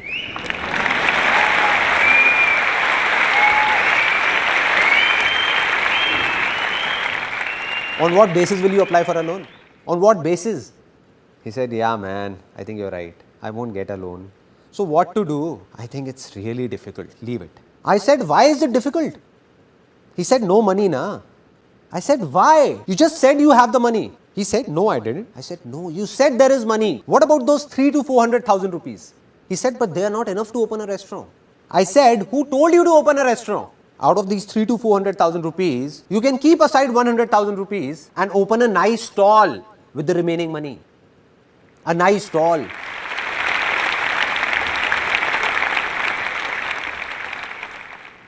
He said, "Come on, man. I'm MBA finance. I won't put up a stall." I said, "Why? What's the problem? Put up a nice stall." He said, "No, man, I can't put up a stall. Try and understand." I said, "I am understanding it, but you are not. Let me explain that why you don't want to put up a stall. You know if you put up a stall, you will be happy. You will enjoy it. You will cook food, serve it, and people will pour in. And today or tomorrow, you will open up a big restaurant as well from that stall. And you know it. But then also you won't do it. You know why? Because you are thinking that what will my father-in-law say that I got my daughter married to an MBA finance and he has put up a roadside stall." Right? I said, "This is the reason, no? That what will he think? What will your family think? What will your wife think? What will everyone think?" Great, keep thinking. He said, "Yeah, man, you are right. But still, I can't put up a stall. Not a stall." Now, this is a big problem. Everyone's falling prey to what will people say. What about it? The biggest problem. The biggest. I asked, "Do you remember what happened when I started photography?" At that time, the whole world laughed on me. The whole world. Including my family, my relatives, even my friends. Wherever I went, people used to say, "Look at him, man. Hey man, take 10 rupees and click my photograph. There was a stage when you would remember what you said to me, that I have already booked photographers for my marriage. But you can also come and click a few photographs. If at that time I would have thought that what will you think or others like you would think, then I would not have been here today.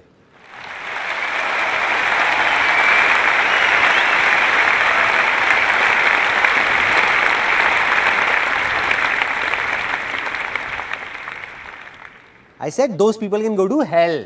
Whatever everybody thought of me, I didn't care. That's why I've reached here. And it's not me alone. There have been a lot of people in the world who did the same thing as I did. They followed their heart. That means they listened to their inner voice and took small steps. Small steps. Didn't take a big leap. But we all try to start with a big jump. That I'll do this and I'll do that. What's the problem, man? Do whatever you want to do today. And that too from the smallest possible level. And then see who stops you. Nobody will be able to. Nobody.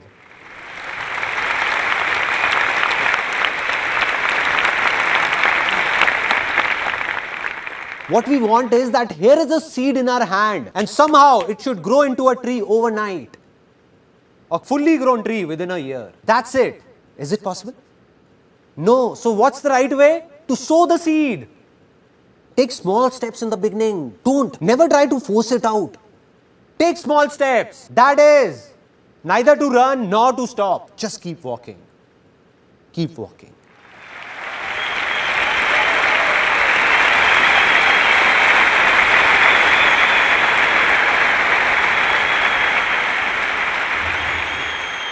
Now there'll be only one glitch in your way ahead, where a lot of people get stuck. Which means that if you do as told, then you will earn money for sure. In anything you do, you will earn money, but will you be successful?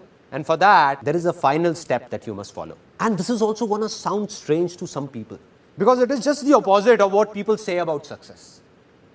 But this is true, with proof. You made your land fertile, sowed a seed, that seed has grown into a tree with a lot of fruits on it. Now if you lose it and say that I'll eat all these fruits alone, not give them to anyone, not share it with anyone, what will happen? Either those fruits will rot or you will die trying to eat all of them. Simple.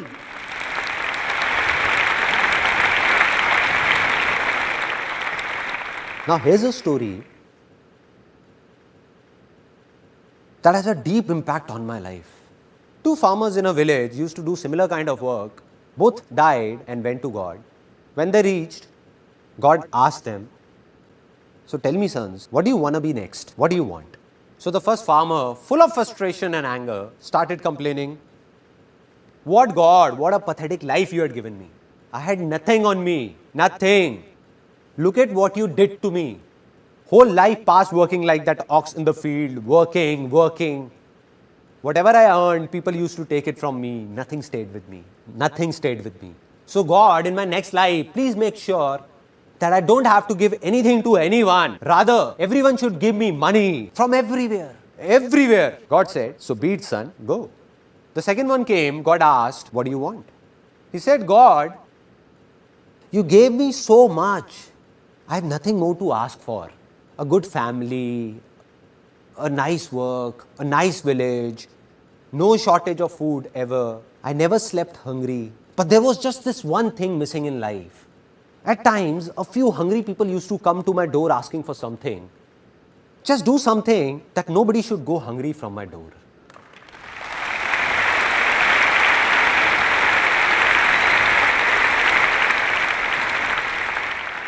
God said, so be it, son. Go, son. Both of them were reborn in the same village. Both of them grew up. The first man who said that everyone should give me, and I don't have to give anything to anyone. So this man became the biggest beggar. I'll not give it to anyone. Everyone should just give me. And the second man who said he didn't want anything but just to feed the hungry, he became the richest man of that village. The richest.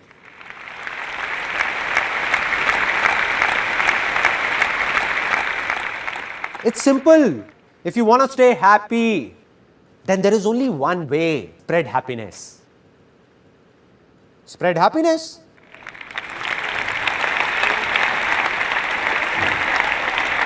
It's so easy, no? There is no other way.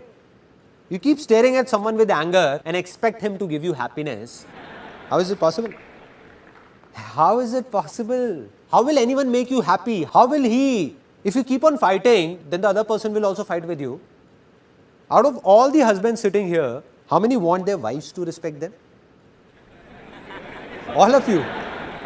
Then there is only one way. Respect your wife. That's it. There is no other way. No other way. We want it, but we don't give it. We want love, but we don't give it. We want everything. We want that we must get everything. Now I'm going to say something that's going to shake up a lot of people. Really shake them up. Now how many people wish to have a lot of money over here? Then there is only one way to get it. Give money.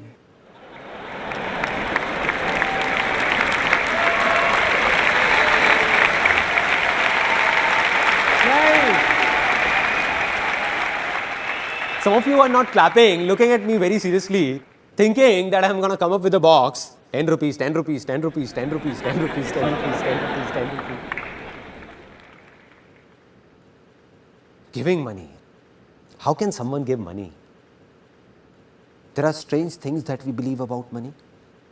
And that too rooted deep in us. No father, no brother, only money together. Right? And some people actually think it's true. They're fighting with their parents, with their brothers and sisters, only for money. For money. I'm not saying that money is not important. That would be impractical to say. It is very important. Very important. But money is only as important as fuel in a car.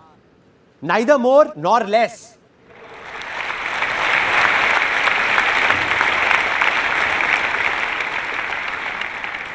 Without money, the car of your life won't go on. This is true. But how many of you drive your real car or bike just for fuel? Just to collect fuel? Take the car to the pump, buy fuel, keep it inside. Take it in the car, take it in the car, from here in the car. How many? Anybody? So what happens when it comes to money? Why are we stuck there? And that's where we make a mistake. Why? Because a lot of people in the world are doing it. So we think maybe this is right. When everyone is doing it, then it must be right. We know this is not right. Filling every corner with fuel, fuel, fuel, fuel. So much fuel that there is no place for anyone to sit in the car. No place to even breathe. One day a slight spark will burn everything up and we'll perish in that fire.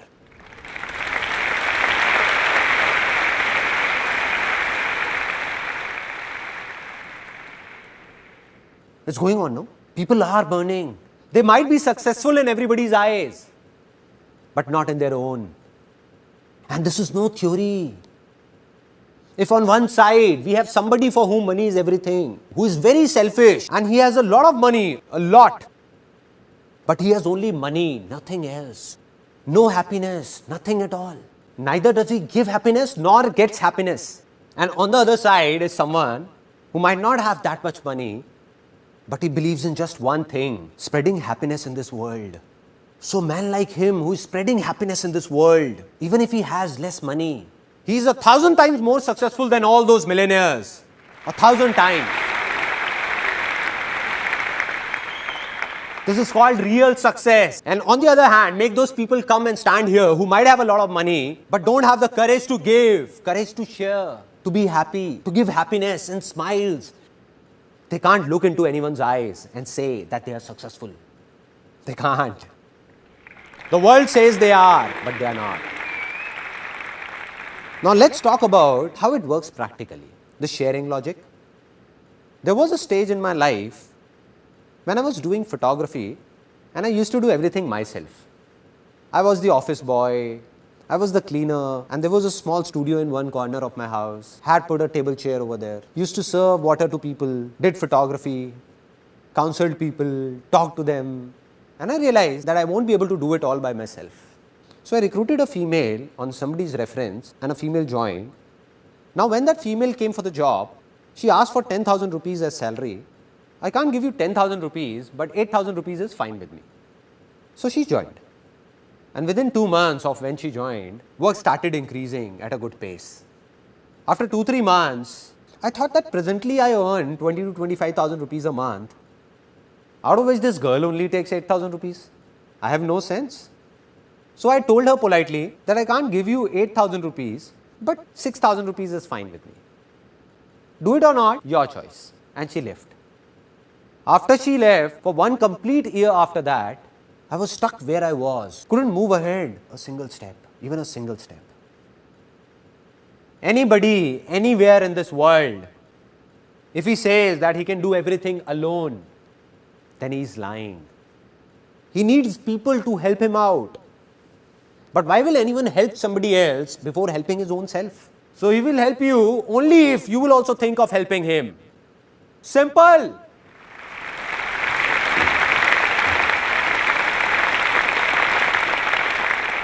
Let me ask you a very simple question. If there are 2 companies, so out of those 2 companies, the first company, while taking your interview, makes false promises by saying that we will give you this, this, this. Don't worry, all will be good.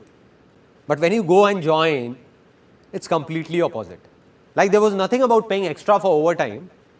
No, this won't happen. That won't happen. This won't happen. You have to do this. You have to do that. If you want to do it, fine, or leave the job. Making you work for 12 hours, 10 hours for an 8-hour job and not even paying overtime. There are such companies. On the other side, there is a second company that does exactly what it promises. An 8-hour job means an 8-hour job. Work extra and overtime is paid. Everything said will be done. Apart from this, it also thinks about you. So which company will you join, first or second? Second. Now should I tell you something, honestly? That all of you who said they will join the second company, those very people, if decide to open up their own company, they will end up being like that first company.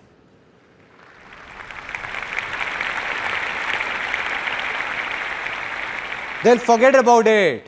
Now when they will have their own company, they'll wish to get an employee worth 8,000 for just 5,000. What are we doing, man? What are we doing? There are 2 kinds of people in this world. Those who believe in sharing and those who don't. Now the ones who don't will today or tomorrow have their hands and legs cut. There will be a stage when everyone will leave them and go away to join those people who believe in sharing by their heart. Today they have 2 hands. Gradually they will have 4 hands. 10 hands, then 100 hands, and then thousands. A day will come when he will have countless hands, and that day, success will be a very small word. It will be a miracle. Miracle.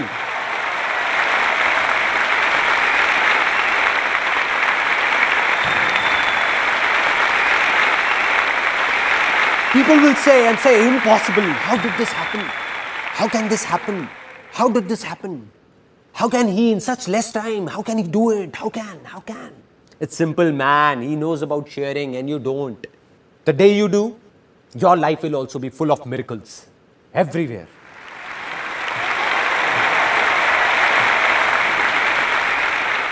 Now, the tree of success has a lot of fruits and we are sharing them. Knowing more fruits will grow. We are sharing. So you have become successful. But now the question is, who am I? What's my story? As a kid, I thought I could do many things. But as I grew up, I thought I couldn't do anything. And there were a lot of reasons behind it. Out of which the biggest reason was that when I was in 10th standard, some major problems hit our family. My dad had a business of aluminium from 20 years in partnership with someone that closed down overnight, because of which our financial condition became critical. We had no clue what will happen now. Nobody had a clue. And my father went into a bit of depression as well. And there was a strange atmosphere in the house. Everybody was worried, what will happen now? I was studying, what could I do? Now there are 2 things that happen in these kind of situations. One, there are families that break apart, fall apart. They start fighting within themselves. And 2, there are families that come together. Our family chose the second one. Me, my mother, my younger sister, we all came together and said, this is not only my father's problem, but our problem. and we will find a way out. We will do something, something will happen. So now I wanted to do something, but believed that I can't do anything because my land was infertile.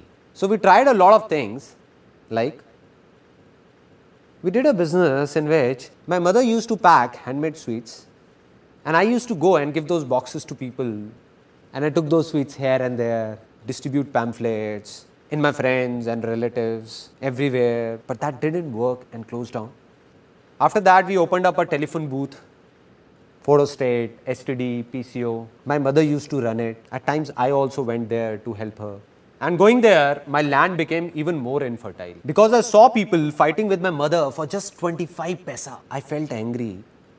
But what to do? Such was life. That's when I thought that money is everything. Money is God. I just want money anyhow. I don't want anything else. Just get me a job from somewhere so that I get money and solve all these problems. So that telephone booth also closed down. After that, I went for a lot of interviews and failed everywhere. Had no clue what all was happening.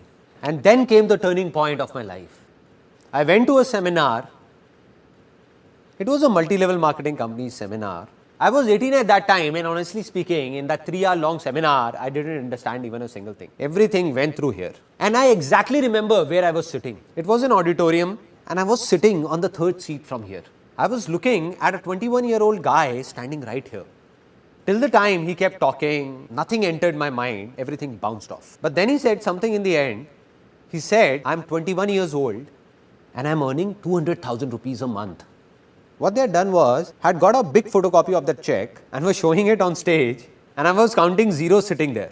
1, 2, 3, 4, 5. And I was thinking that this guy is actually earning big. 200,000 rupees a month. I was shocked. My mind blew off because I had seen that even to reach a level of 10 to 15,000 rupees takes years. And here's a guy who is just like me, who earns 200,000 rupees a month. And that was that 1 second. It was that 1 second of my life. Something in me shouted out that if this guy can do it, who looks just like me, then why can't I do it? Am I from a different planet or what? Why can't I do it? If it's easy for him, then it's easy for me as well. I can also do it. Can do it. And the moment these two words entered my life, the moment I believed that everything is easy, changes started happening inside me. From what I used to say, it's difficult, nothing can be done, bad timing, don't know what will happen. I started saying, you see what I do now. We'll get 200,000 rupees checks like this. We'll start my own companies. You just wait and watch. You don't know what's going to happen. And everyone started saying that Sandeep has gone crazy. Now, this is a very interesting point. Whenever people start saying you have gone crazy, it's an indication that you are on the right track.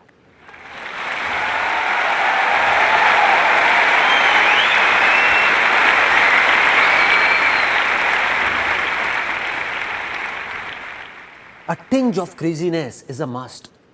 And that's what happened. I became crazy, started saying strange things. I started feeling from within, it's easy.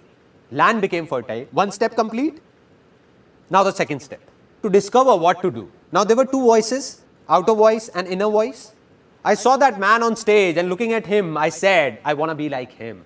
If he's doing this, then I'll also do this and earn 200,000 rupees a month. But it wasn't my inner voice, all outer voices.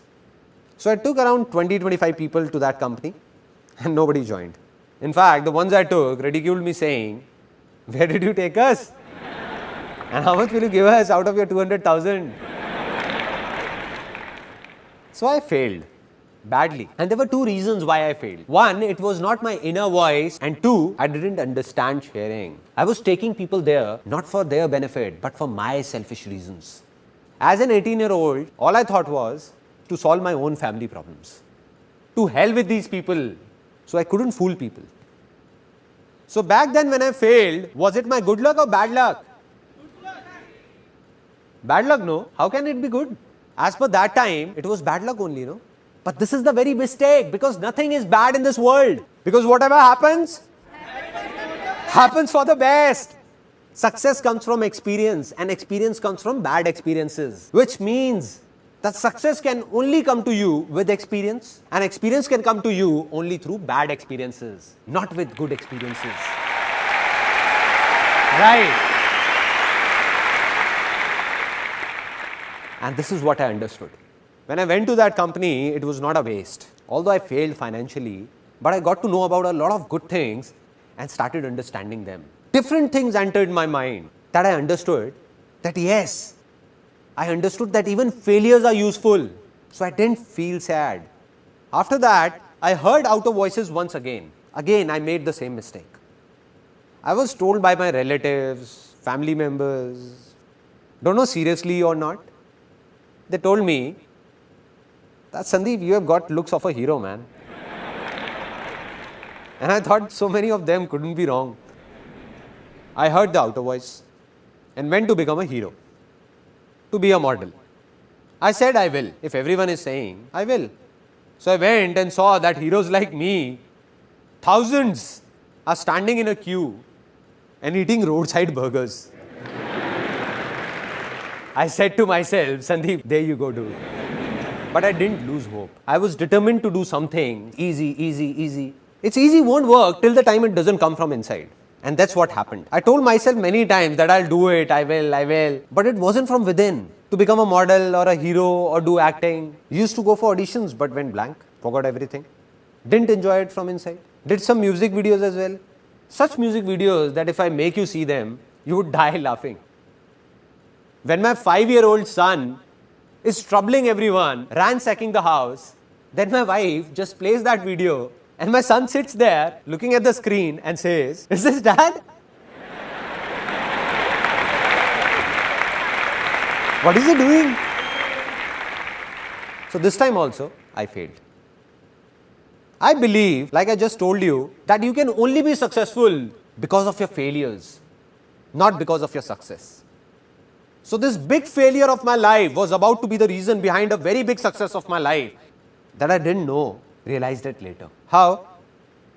During modeling days, a friend came to me with some photographs he got clicked from somewhere, and when I saw them, I was surprised. I said, what photographs, man? Great. There were no digital cameras at that time. So I said, man, this will be great. I want to learn this. For the first time in my life, my inner voice said that I want to learn photography, man. I want to be a photographer. I saw an ad in the newspaper, went there and joined a short 2-week course of photography. I didn't know what was I doing, why was I doing it, didn't think about it, just listened to my heart. You know, from inside, that feeling comes that this is what I wanted. Got it. Just went to my mother, took 12,000 rupees, went and bought a camera. Started clicking photographs of my relatives, friends, everyone for free. Didn't have a clue what I was doing. Kept on doing it. Now, what happens is that even when you listen to your inner voice, that you will move in that direction. You will take a step, take an action, and what you want will go and clash with the reality, which will be very different. I wanted to become a very good photographer, but the reality was that thousands of photographers in India who had learned photography for 1, 2, even 4 years, and even they were not able to do much. And what had I done? Just a 2-week course. So I wasn't a very good photographer. Bang! This was the turning point where one of my failures turned into success for me. Between all those photographers and me, there was a small difference. What I mean is that I had failed in modeling, but they had not. When I used to struggle as a model, I knew that 90% modeling agencies were fraud. So what I did was, I made a list of 70-80 fraud agencies and 10-15 genuine modeling agencies and started circulating it to everybody. That this one is fraud, and this one is genuine. And people started liking this. After this, I gave a small ad in the newspaper, free portfolio. And everyone came. A lot of people came. I told the truth. No tricks, no lies, straightforward. I said, look, I'm not a very big photographer or a great photographer. I've just finished my course from here of 2 weeks. So one option is that you get your own film roll, get the processing done, and your cost will be this much, 3,000 rupees. Or the second option is that I do everything for you. Now, if I go to any wholesale market, so the same film roll you get for 150 rupees, I get it for 50 rupees. And in this complete exercise, I'll get 1,500 rupees. So I said, we can do it as you wish, that way or this way. So they said, we don't have any problem, you only do it. We'll be spending the same amount. See, this is what I've always believed, and will always believe that if you want to do anything in life, tell the truth. Don't confuse anyone.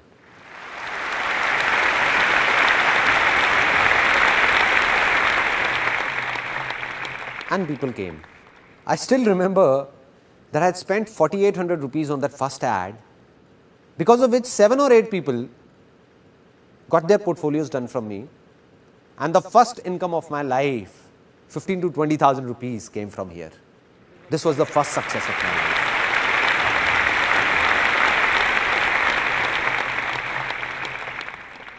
Now, the second big failure of my life. A guy came to me and said that let's do an event together.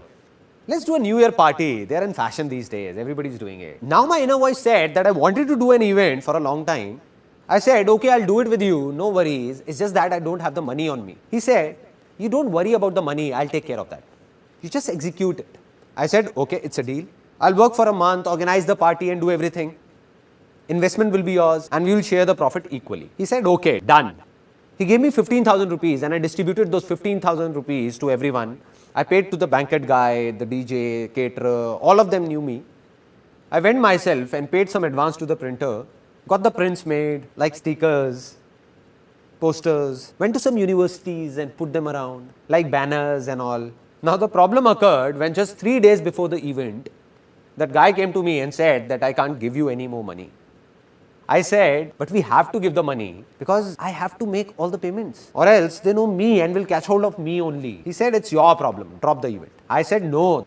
So then I arranged the money from somewhere, borrowing it from my friends, 5,000 from here, 2,000 from there. I collected all this money and made all the payments. The event was executed and it was a big success. It was the night of 31st December 1999. This event was named Disc 2000. The new era of 2000 was about to begin. All the money was inside a bag. I went to that guy and said, okay man, let's do one thing. Let's calculate how much you and me spent and divide the profit equally. He said, what calculation? Which money? He just took that bag and went away with his friends. Since that day, I haven't seen him around in my entire life. What would have a normal human being and not an alien done in such a situation? In such a condition? Would have cried, become worried?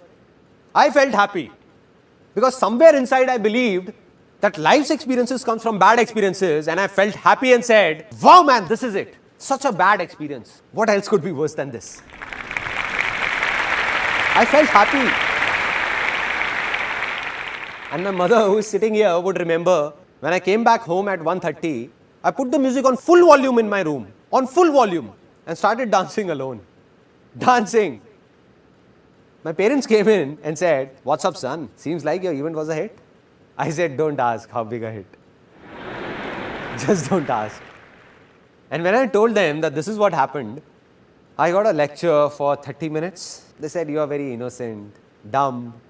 You trust anyone easily. Anybody can make a fool out of you. And why do you believe in what anybody says? I said, no. There must be a reason behind this failure. Maybe today I'm not getting it, but someday I will. And the day I'll get it, life will change for sure.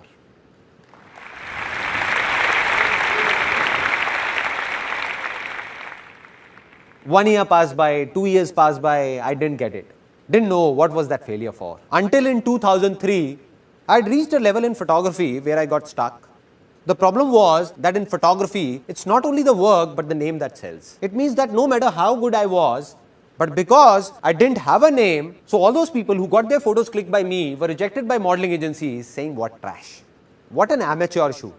Who is this Sandeep Maheshwari? Lives in a cave or what? From where is he? Get yourself clicked from a good photographer. So they used to come back to me saying, what have you done? What a bad shoot. Here, have a look. So I said, I have to make a name somehow. How to do it? I don't know. But I believed it's easy. An idea came from somewhere to make a world record in photography. I went to Limca Book of Records, met the chief editor, and I remember I was sitting, me this side, and she on that side of the table. I had already taken an appointment. She said, yeah, tell me. I said that I want to make a world record in photography. She said, okay, so what have you thought of? I said, you tell me what needs to be done. Because somehow I managed to reach there, they could not throw me out. So she said that, look, it's not that easy. You have to do a lot of things. So it has to be something very big. I asked like, she said there are two options. Either you make India's record or world record. I said forget about India, tell me about the world record. How will I make it? So she narrated a list to me. She told me what all is needed. At least 10,000 photographs need to be clicked. No two photographs should look similar. All should be different. Our moderators will be present there. A minimum of 100 models need to be hired, and this must be done within 12 hours. And after that, when the film rolls will be made, we will check the contact sheets, and if everything is okay, then your name will come in Limca Book of Records. You will get the certificate. I said, okay. Anything else? It will be done. I gave her a date saying that on this date of the next month, this world record will be made. I had no clue what will I do. As I was leaving her office, she said, Sandeep, just 1 second. I said, yes, ma'am. She said, I recommend you to hire an event management company for this. The moment she said an event management company, tuck. I said, madam, here is an event management company in front of you, Disc 2000. So that big failure of my life was about to turn into a big success.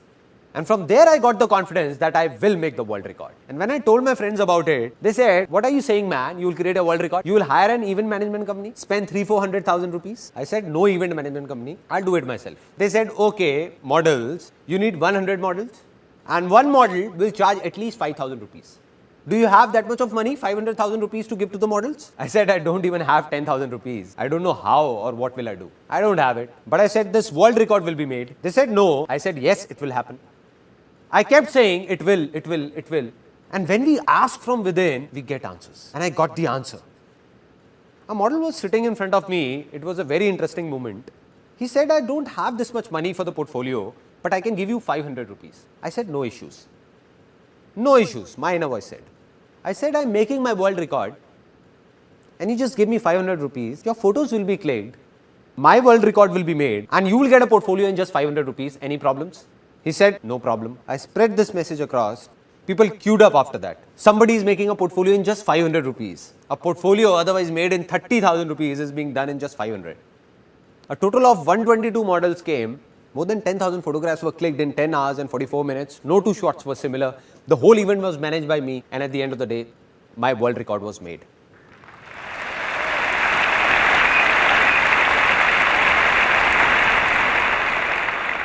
Now I'll show you the biggest failure of my life. I'll not tell you about it, rather show it to you. That what was it? At the age of 21, after I made the world record, it came to my mind that I want to write a book on marketing. And I was a college dropout. I left college in third year. Now I went to the publishers that this is how I have written a book on marketing and I want you to publish it. So they used to talk very formally saying, yeah, have a seat. So where have you done your MBA from? I said, listen, I have no MBA. I am a college dropout. So they said, no, this is not the way. We can't publish it. And all the publishers refused wherever I went.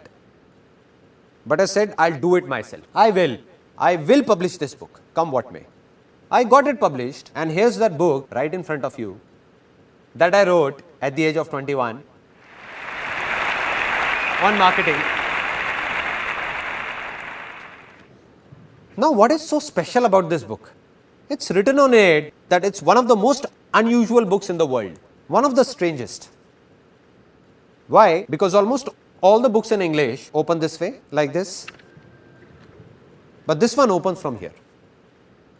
This is the first page of this book. This is the second one. This is the third. This is the fourth one. And this is the fifth. So it's a reversed book. A reversed book. Reversed. The word spread that a photographer has written a reversed book.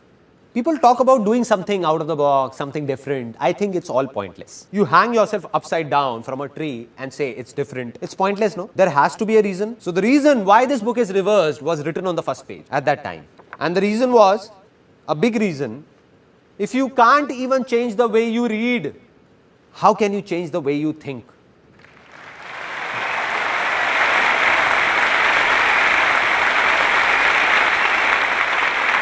That is, if you can't even change the simplest of your habits, how will you change your life? Just leave it. This book is not meant for you. And that's what happened. People took it seriously. They said, okay, if you don't want us to read it, so be it. Out of the 1,000 copies I got published, just 150 got sold. And the remaining 850 copies were taking a lot of space in the house because it was a small house with a studio and all of us packed together. So my mother gave them to a ragman. So a decent failure. Maybe you will see some grams wrapped in the pages of that book. Failure, that too a big one. Didn't know why this happened. Not at that time, but today I know. This book failed, but to write this book, I read countless books. And while doing so, my fertile land got plowed so many times, that everything became easy for me. Right.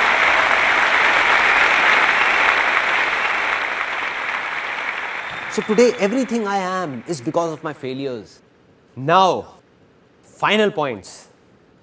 That from where did the biggest success of my life come? In the world of modeling, we were the only agency that got a declaration signed from people that said there is no guarantee of work. We'll make your portfolio, give it to the agencies. If you're lucky, you will get work or else not. And being truthful and honest, we became one of the biggest agencies of Delhi. Though we tried to click the best of photos, but the models still didn't get any work in the market. So my inner voice said, I must do something for these models, something. What? I don't know. Not to take money from them, but to solve their problems somehow. And when the question came, it was answered.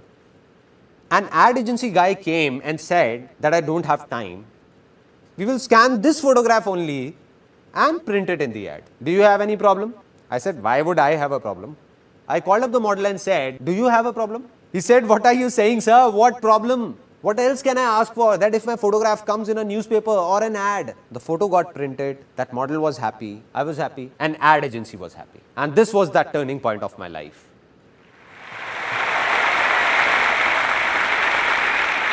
That's when the calling came that this is what I want to do and this is what I did. I'll explain it to you in brief that all the ads around you that you see in newspapers, magazines or hoardings, almost all the brands in India, the photographs seen in them are ours. Those companies buy them from us.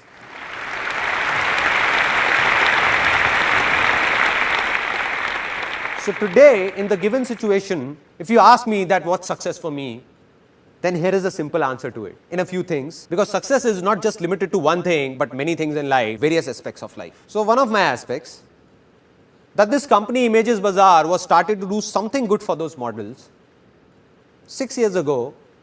In 2006, when this company started, I swore that from that very day, I'll not even take a single penny from any model, but will pay them instead. Until date, thousands of models have worked with us, and not even one of them can say that we have taken a single penny from him or her. Rather, we have paid them. This is success for me. This is success for me. And this is the reason our company has no investors and will never have one, because investors won't be able to understand all this. What will they say? They will say, you are crazy. Being such a famous production house of India, one of the biggest, doing so many shoots, and that too genuine. If you ask the models to pay you 50,000 rupees, they will not even ask why and put the amount on your table. But we will not take it. Not today, not ever, never. Secondly, what is success for me? I narrated an incident of that female whom I told to leave. The one who asked for 10,000 rupees, I gave her 8,000 rupees and then told her to leave. When I got stuck, that day I decided that from today onwards, if I hire anyone, then I'll never tell the person to leave. Never. They can go by themselves if they want to, but I'll never ask them to leave. 8 years, 10 years, 12 years, 14 years, everybody is still there. In our company, faces don't change. All are still there. So success for me is to share everything with my employees and do all that I can do and go beyond any limit to keep them happy. Any limit. This is success for me.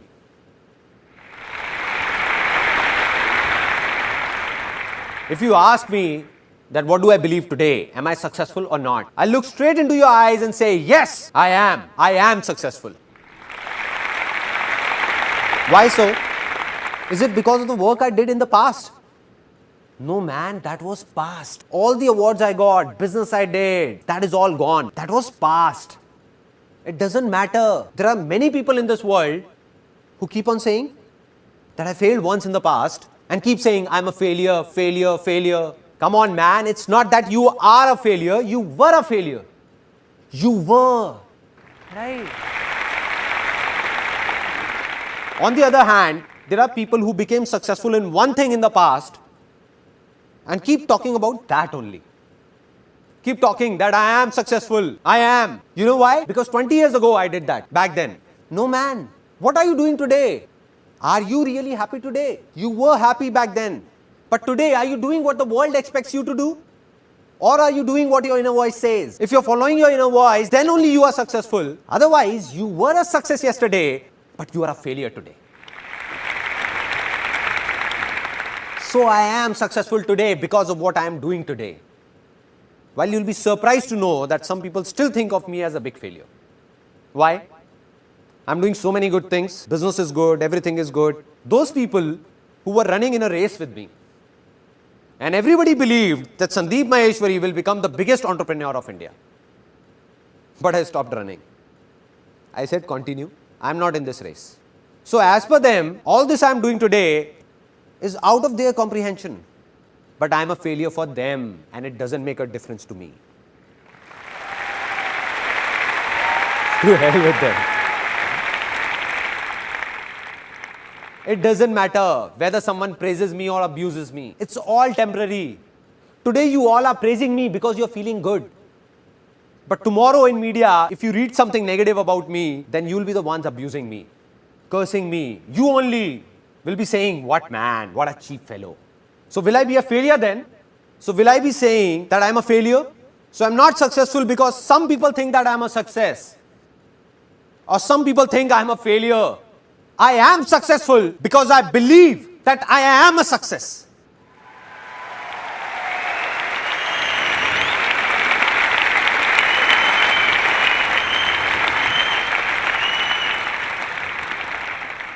Yesterday I met one of my friends and he was asking that from where do I get the inspiration of doing all this? From where? It all started when I was 12 or 13. My grandmom used to narrate a story to me and I liked it so much that I listened to it daily and cried daily. My grandmom used to say, I'll not narrate it again because you cry. And I used to say, please, please. It was a story of a man who used to be very happy with his family, friends, very happy, enjoying. Then a stage came in his life when greed crept in. And because of that greed, he started fighting with his parents, brothers and sisters, with the whole world. Started thinking just about himself and got separated from everyone. He even started fighting with his own wife and kids. So in the remaining last few seconds of his life, when he was about to leave this world, tears were pouring down and he was crying, crying and crying. And the last words he uttered were that I made a big mistake. I made a big mistake. And he left this world saying this. So when I used to listen to that story, something happened inside me. I don't know what it was, but I always used to think that when my last moments will come, what will I say? What will I say to my people? I didn't know it then, but today I know that during those last few seconds of my life, tears will be pouring down, but I'll be crying out of happiness. And while crying, I'll not say anything to anyone, but smile. And say to myself that, wow, man, what a life. Wow. Wow. Wow.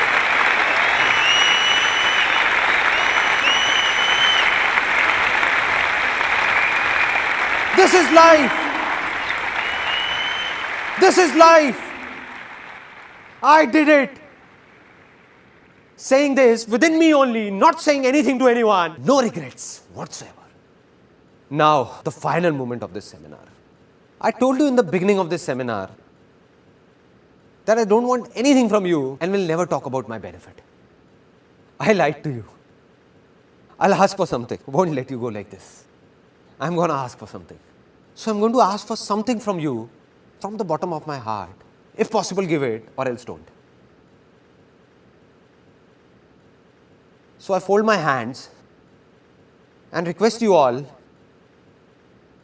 that today all of you have a hunger to do something, to become someone that has brought you here. But a day will come in your life when you will have much more than you need. That day, if you find someone with a hunger, just be of a little help to that person.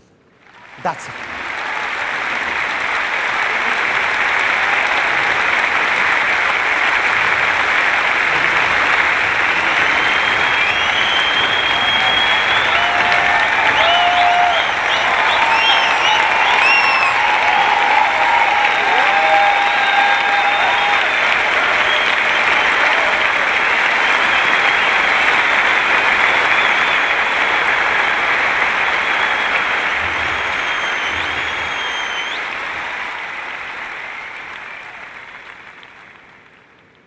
Today, this was the last life-changing seminar of my life. One thing is ending here, but another thing is taking off. I'm gonna keep recording all my experiences one by one in videos, record them. Today I told you it's easy. So why is it easy? In every situation of my life, how did I make the smallest of problems and the most complicated problems easy for myself? I'll tell you all in those videos. I'll open up everything. I just open it up, my heart, my mind, so that tomorrow if someone will need to know something or do something, he will just go to that place and will do whatever he wants to do for free.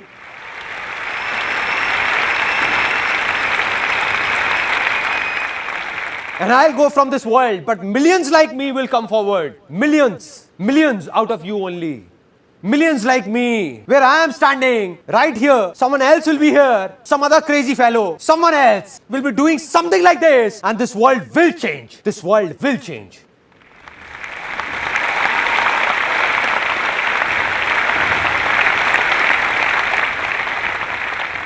Today, I can say that my life's mission is fulfilled. And even if God comes and says, it's over, then I'll say, let's go, let's go, let's go. Anyway you say, I did what I wanted to do, did it. Till today, millions of people have attended my seminars. And if I continued further, another few million would have seen it.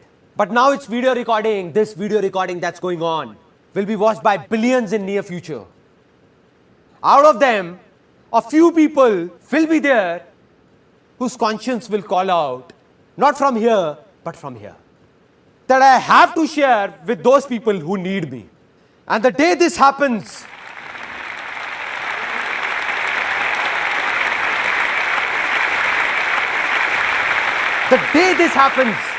that day, not only in India, but across this whole world, nobody will be hungry. Nobody will be hungry. This world will change. Because this is also easy. It's easy. It's easy. This world will change. Will change.